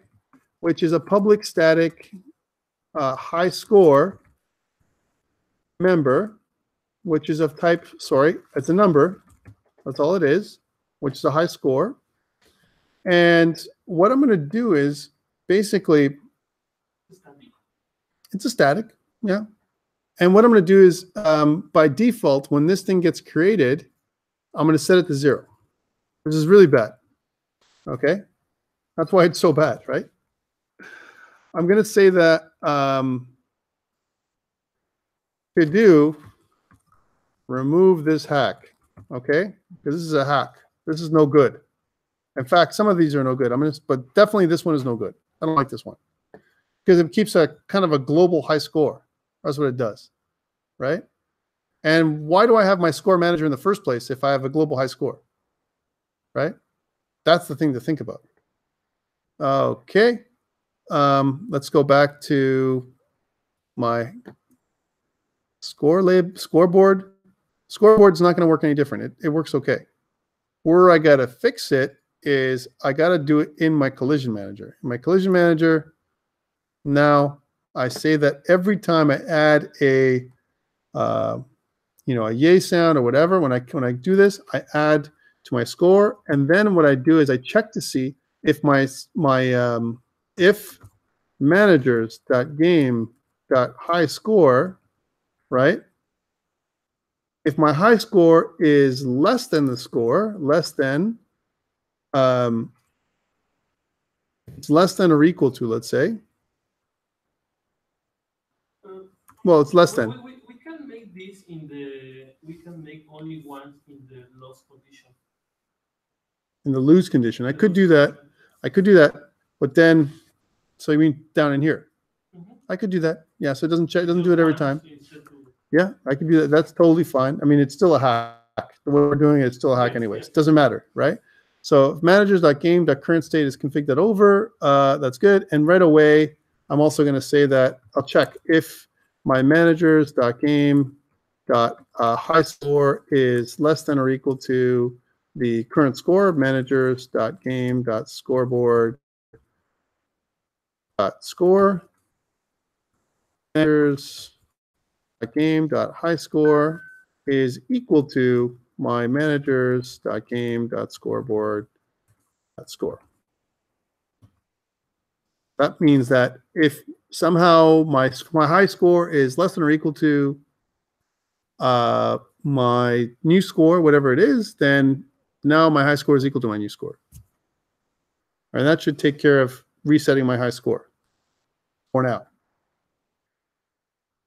Okay, let's see if that works. In my game over scene, so if I look at my game over scene, which is down over here, I need to instantiate a new object of type scoreboard.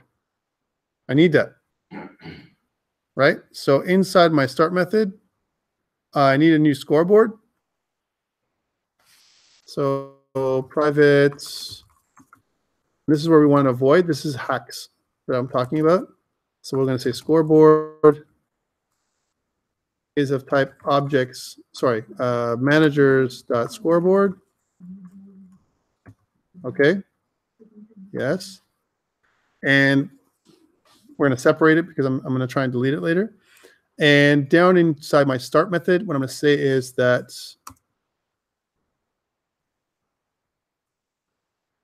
this._scoreboard is equal to a new managers.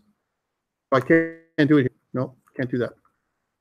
But I can do the scene. I need to do the current scene. This dot, sorry, managers dot game dot current scene is equal to this.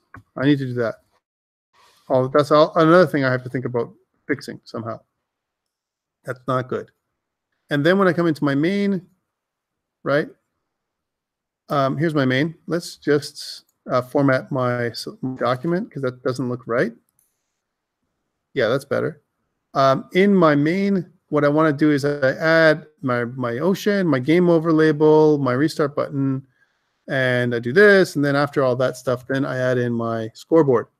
So I'm going to say something like this_scoreboard is equal to a new managers.scoreboard. And I'm going to pass in my lives number, my score number, or my high score number, right? Well, first of all, I want to say that the game over is true, right? So how do I do all this stuff? Is it okay if I pass in is game over? Like, can I just say like is game over? I just want to do this one. Is game over is equal to true? Can I do that? No. With the brackets, with the curly brackets. It doesn't take a curly brace. I mean, I could do this, but I could say is game over is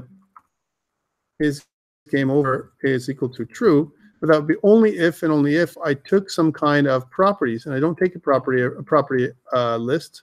So I'd have to set up my lives num, score num, and high score num. Remember, I told you this is something we have to change.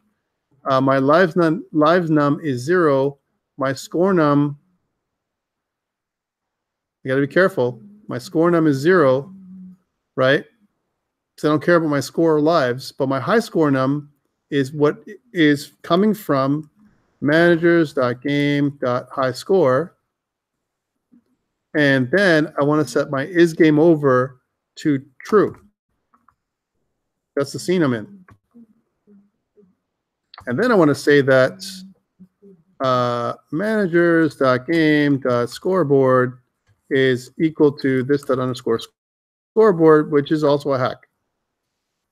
I don't want that. That's how I'd add it in right now. Again, I'm introducing this because this is a problem, and we're going to have to fix it in future iterations.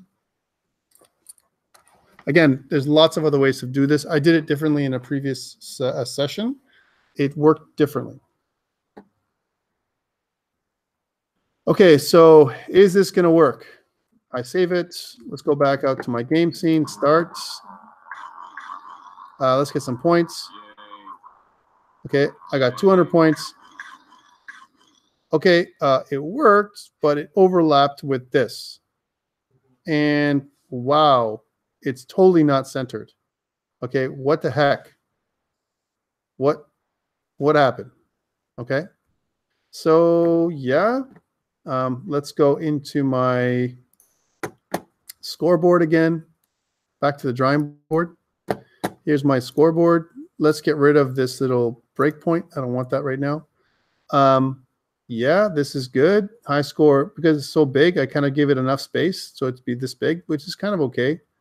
But it's not really centered based on my current score, which means I have some centering issues, and I got to think about that. And then where does it add it? It adds it at 320 by 240. Man, these are hard-coded values. I'm screaming for optimization, a config.screen as opposed to a config.scene. I need something else in here so I don't have to hard code these. But yeah, 240 is too low. So maybe I got to put it like at 140. 320 is the middle, 140. All right, let's try it again. So start. I got a score. I got 100 points, 200 points. Let's die. And I scored 200. Now, this isn't the reason why it's like this is because it's expecting 99,999, which is over here. 99,999, right? And it's over here. I did that on purpose, but I have a high score, and it's almost like I got to change my regex and reg values for my label after I update it so that it shifts again and mixes in the middle every time I change the high score. But this worked. The 200 worked. Let's restart the game. Try it again. Okay, so play. And I die right away. I got 0 score. Does it keep my high score of 200? It does. Good, that worked. Restart again. Let's beat my high score now. 200. 300. Okay, and then I die. Die. 300. Restart my game. I die right away with only 100. Does it keep my 300? Yes. Restart again, and then play. And let's get a really much higher score.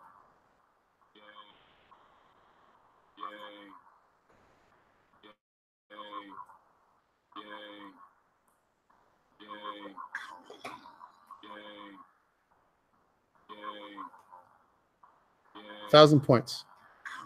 And now let's die. 1,000 points. So it works.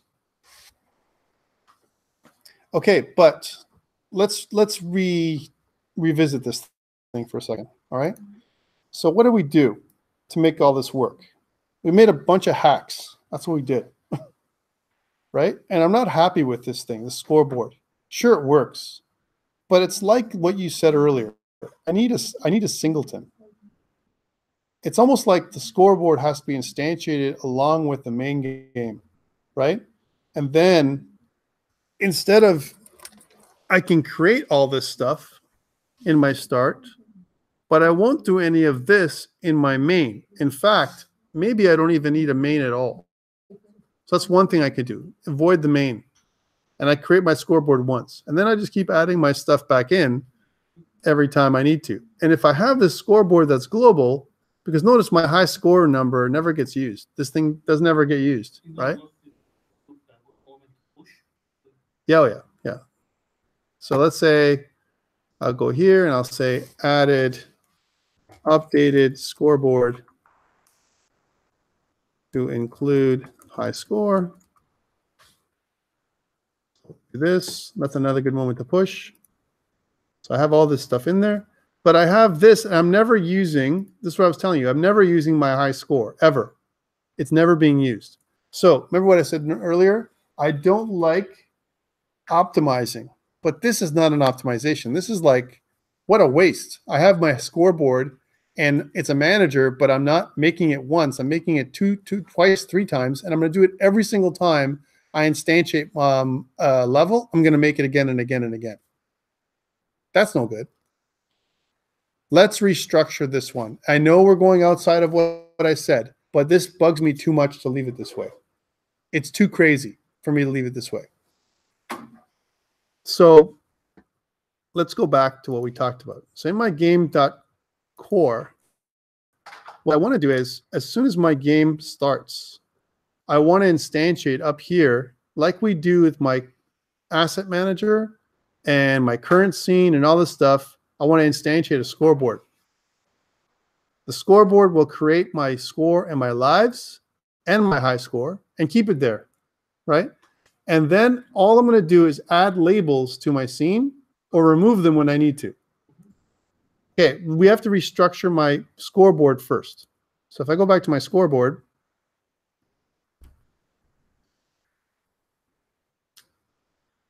so here's my scoreboard. Couple things I'm going to do. First of all, we have to get rid of everything in main. Okay. However, right?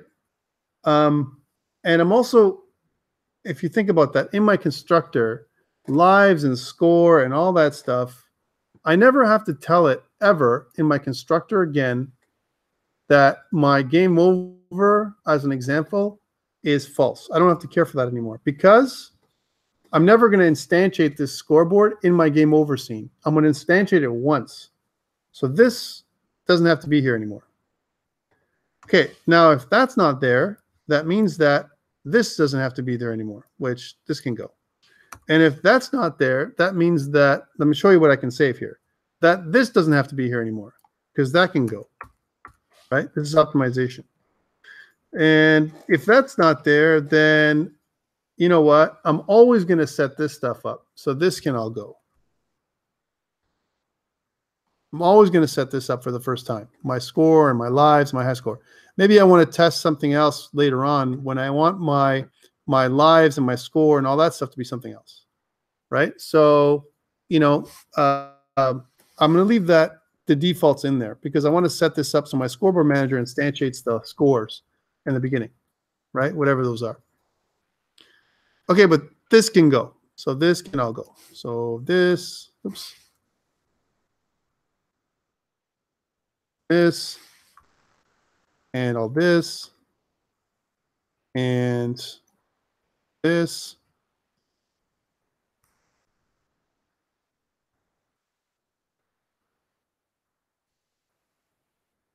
Okay. That's all good. The main can go there. Let me just format the document again. No, undo. Ooh, no, that's not worth it. I'm just going to skip forward here and this and this. There we go.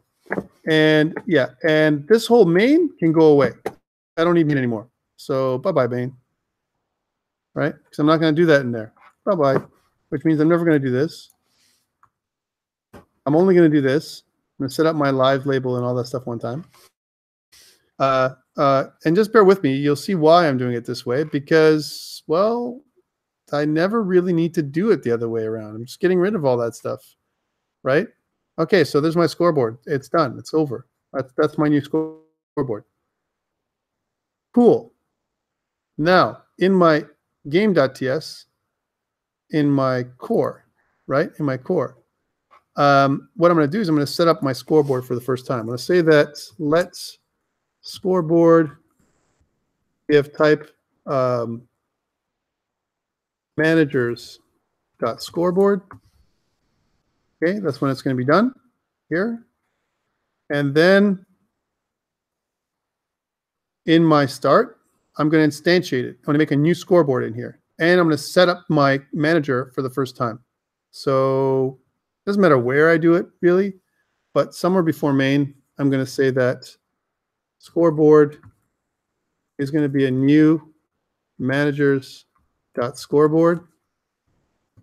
Do this, right? And it says, wait a minute, scoreboard. Why is it? Oh, scoreboard. And then I'm going to say that managers, I want to keep track of it still. Managers.game.scoreboard is equal to scoreboard. So I'm going to do that one time. It's the only time I'm going to do this thing. Okay, so this sets up my scoreboard, my global scoreboard. So set up global scoreboard. All right, and UI. That's what this thing does. Okay, and maybe I don't like it this way. Maybe I want to go and maybe make this first and then set up my initial state. And we may later on, when we do more optimization, go through here and separate this stuff out a little bit more. Okay, but for now, this is it. I just want to make a comment here that this one, what it does is it's set up initial scene. That's what this thing does, whatever the initial scene is. And this is good. So it basically creates my new scoreboard. That's all it does. This is all I need to do. I never need to update it. I don't care about this kind of stuff. It goes through, sets up my scoreboard and all that kind of stuff. Yay. It goes into my new scene. And now, once this is done, I'm going to go to my play scene. And I got to go through here and check to see what I can remove. So here's my scoreboard. Do I need to do this anymore? Nope. I don't need to instantiate this anymore because it's already global. Never going to change. So I'm going to get rid of my scoreboard here. And which means that as I go down in here, so here's my current scene. Do I need to keep track of my current scene anymore? Well, do I? Yes. So far I do, because of the way I set this up. So this is a hack, but I'm going to leave this hack in there. I'll update this later. There's something else I need to do to get rid of that part. Collision check, and then down here, scoreboard is equal to no, I don't need to do this anymore. So this stuff has already been done for me. But what I do need to do is say something like this: managers.scoreboard, which is something I need to put in, managers.scoreboard. So managers.game.scoreboard. Sorry, I need to do this. And now I have lives and score. Okay, but I need to add my labels in there. I need to add my lives and score label. And I don't have a function for that. So I have to modify my scoreboard again. So in my scoreboard, I have this public start function, but I'm going to make something else. I'm going to make a public, add, almost like my add UI, if you will, or standard UI, whatever you want to call it. Like it's almost like my game UI, right? Add game UI, which returns void. And then what I'm going to do here is I'm going to say that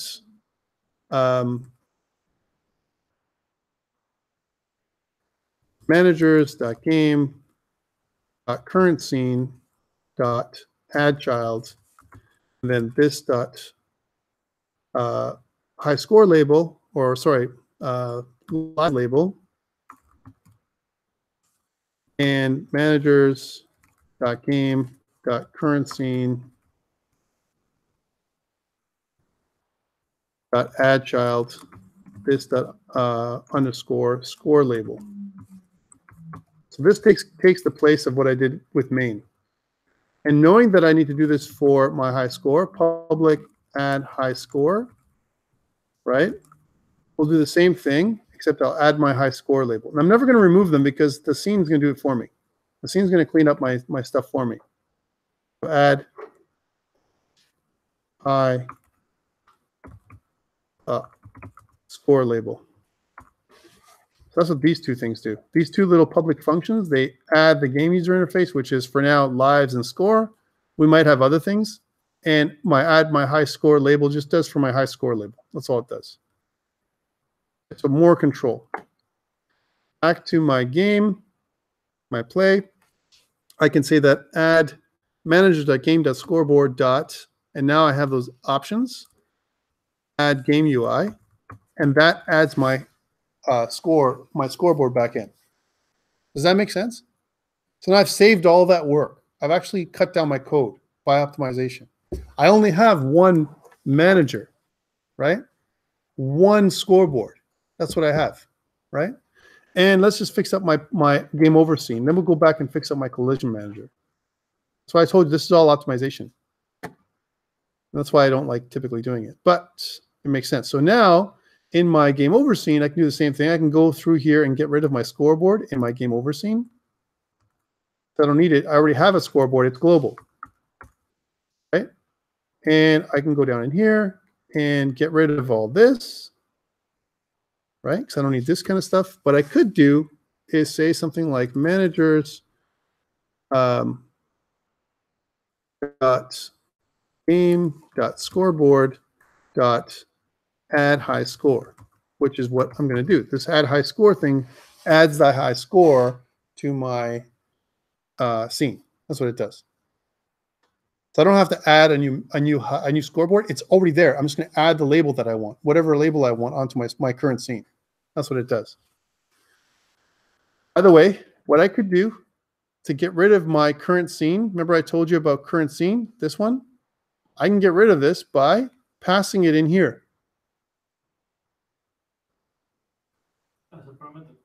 Yeah. So I could say that I want to pass in the current scene this, right? And I can do the same thing with my play. I can pass in the current scene this, right? Which means I don't have to put this hack in. Remember I told you about getting rid of this. I don't have to do this anymore. I don't like that, then I'm carrying that forward. And which means that this is an error right now. And then which means that the same thing goes with over here. I don't have to go into my thing and put this in there because I don't want to keep track of my current scene. And the same thing goes in my game.ts, my game manager. I don't care about current scene anymore. I can get rid of it. I never have to do this anymore. Like this is all the optimization I'm talking about that I did with one thing by using one scoreboard. And guess what? I don't need this anymore either. I don't need my high score anymore because I have it already in my scoreboard. So I can get rid of this. Whew, right? And because of this is all cascading stuff, right? I'm doing a lot of changes. Look at all these errors I got in my code. And because of this, I can go to my scoreboard. I have to change all this because now it takes in a parameter of current scene, which is of type objects.scene, right? And current scene is what I want to add it to, so I can just do one of these. So I don't have to do this anymore. And I'll do the same thing for this one. Add score to current scene. That makes sense now. In fact, it's even logical to do it this way. There we go. Okay. And I don't need this anymore because it doesn't exist. So I get rid of this. These are all this is all the savings I'm talking about here. And I don't need this one anymore either because that doesn't make sense. Right? So these are all the things I just changed in my play scene and in my scoreboard. My scoreboard got changed. This is done. Now I got to optimize my collision because now this is the last. These are the last area that I have a problem. The red part in my code tells me I have a problem, and in my code I know that managers.game.highscore doesn't make any sense because I got rid of it. But I know that managers.game.scoreboard does have a high score. Managers.game.scoreboard.highscore and high score with a capital H does exist, and that's what I got to do. Which got rid of a bunch of stuff.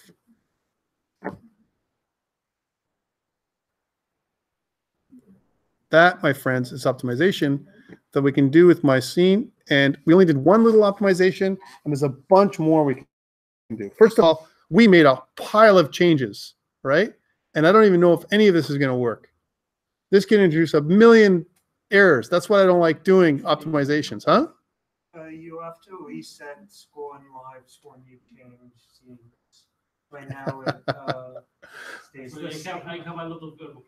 Right. But we're going to fix it in a second. So now, hold on a second. We have to reset score and lives. Is that what we said?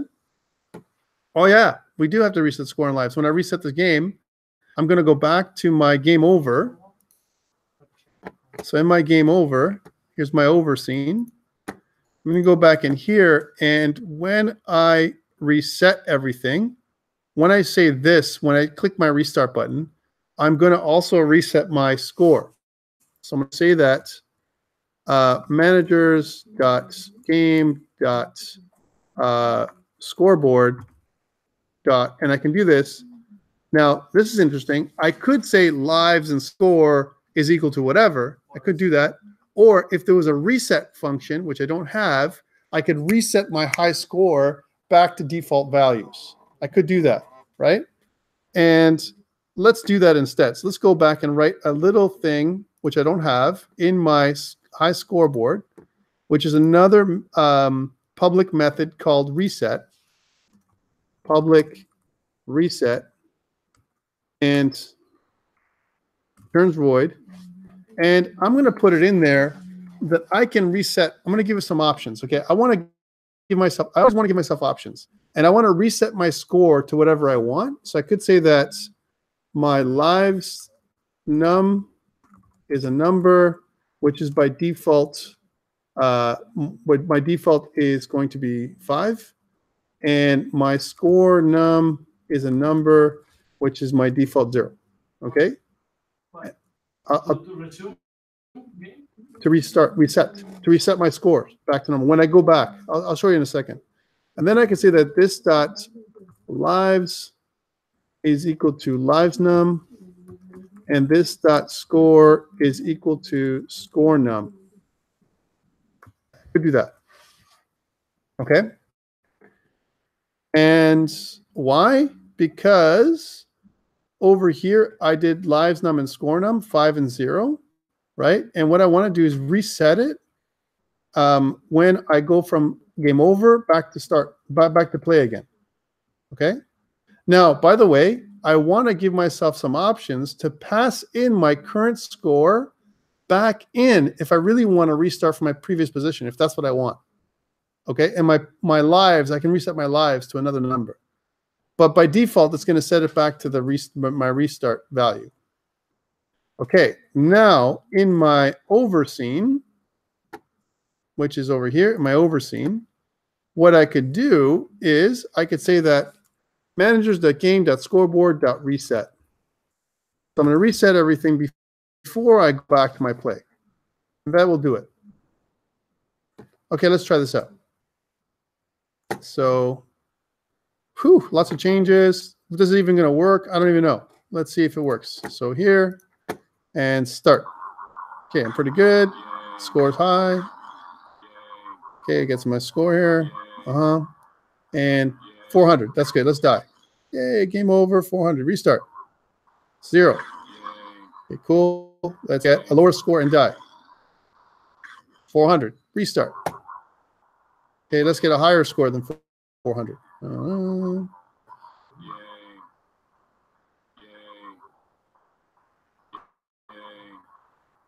I'm getting lucky. That's what's happening. There's no way I'm not dying after like 5 lives. Okay, this is good. Let's see if I can make it to 1,000. Oh man, I didn't make it to 1,000 without dying. Okay, now let's die. That's good. Hey, it works. All right, so what did I do? Let me push this change. So I made a lot of changes here. I made this many changes to optimize. Remember I said, don't optimize. And then people are like, wait, no, but if we optimize, then we can do it better. And yeah, but then you have to make all these changes. And it's not just one time, guys. It's every time we optimize, we're going to make this kind of change, right? And introduce potentially 18 new errors into our code because we're trying to optimize one thing. Yes, did we save things here? Absolutely. Did it make any change from a user perspective? 0. It made no change to the user. It only made changes to me and my sensibilities because I don't want my code to be inefficient. All right. By the way, there's also things we can change for collision detection because right now we use power, math.power. That's wrong.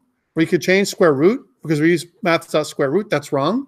We can make a million changes right now. We could optimize this code down even further than this, but it would introduce potentially more errors in my code.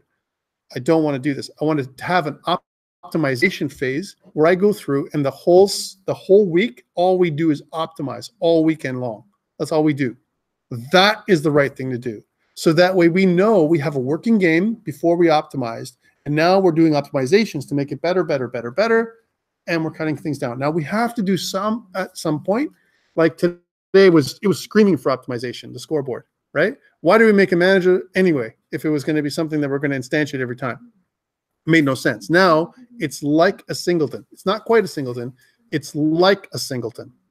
All right. Cool. These are all the things. I'm going to say that.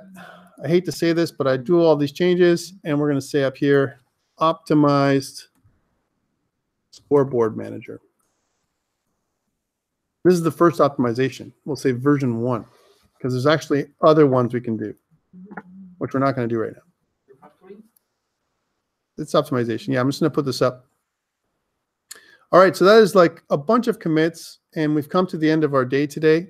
So it sounds like there's not a lot we did. We just added like a user interface with Scoreboard, but actually we did a bunch of little things, right?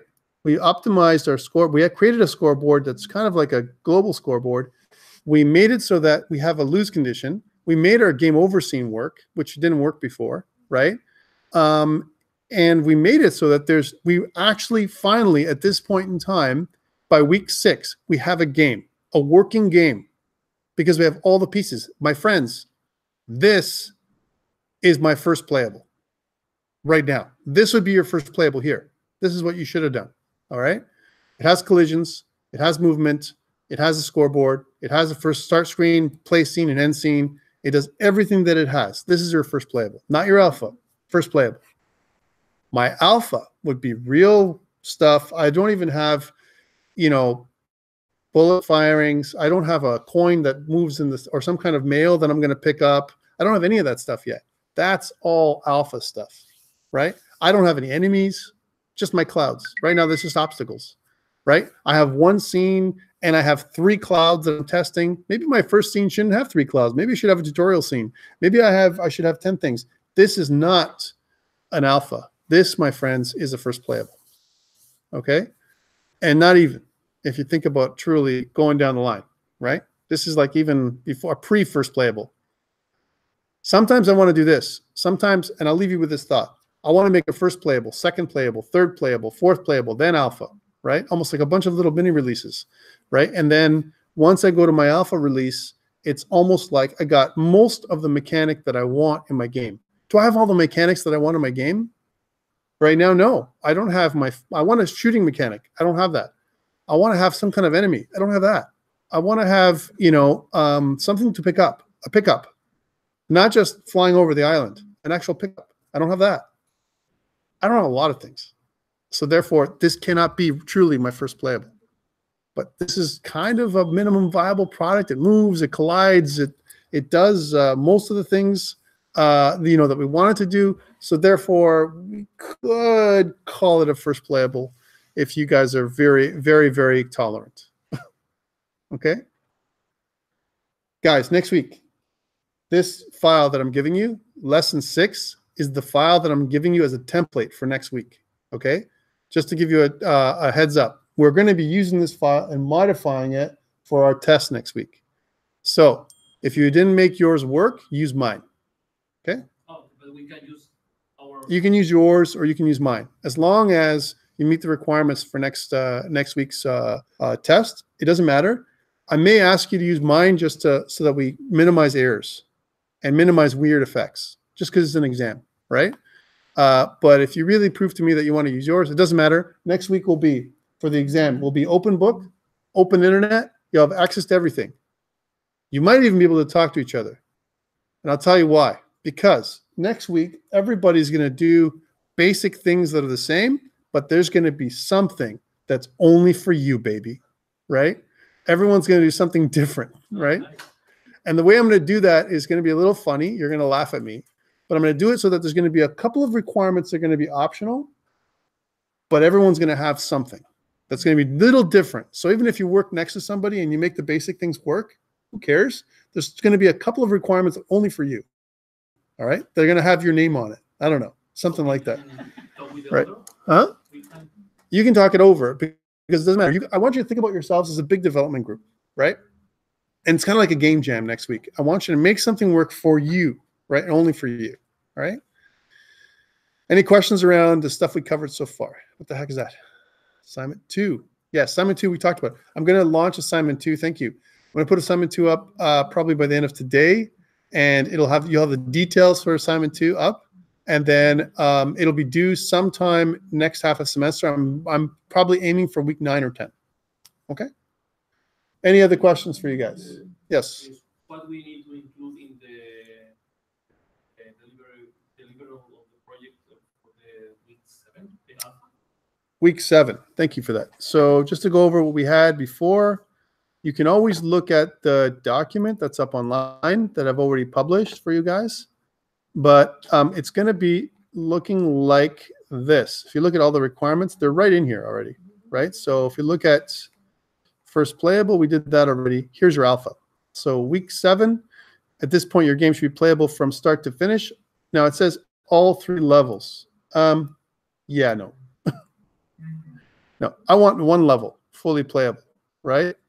That's what I want. 1 fully playable level that you guys can play. So your game should be mostly finished, but all 3 levels should be working by beta, all right, in my opinion, right? It would be nice to make all 3 levels work by alpha, but I've seen the production this year, and I don't think it's reasonable, right? In fact, like I said, probably it would be nice if we had a first release, first playable, second playable, something like that. But we don't. So I'm going to say that please only have 1 level. I'm going to put this up on eCentennial with the details. And it's going to say your overall game should contain 75% of all graphical assets completed and implemented within the game.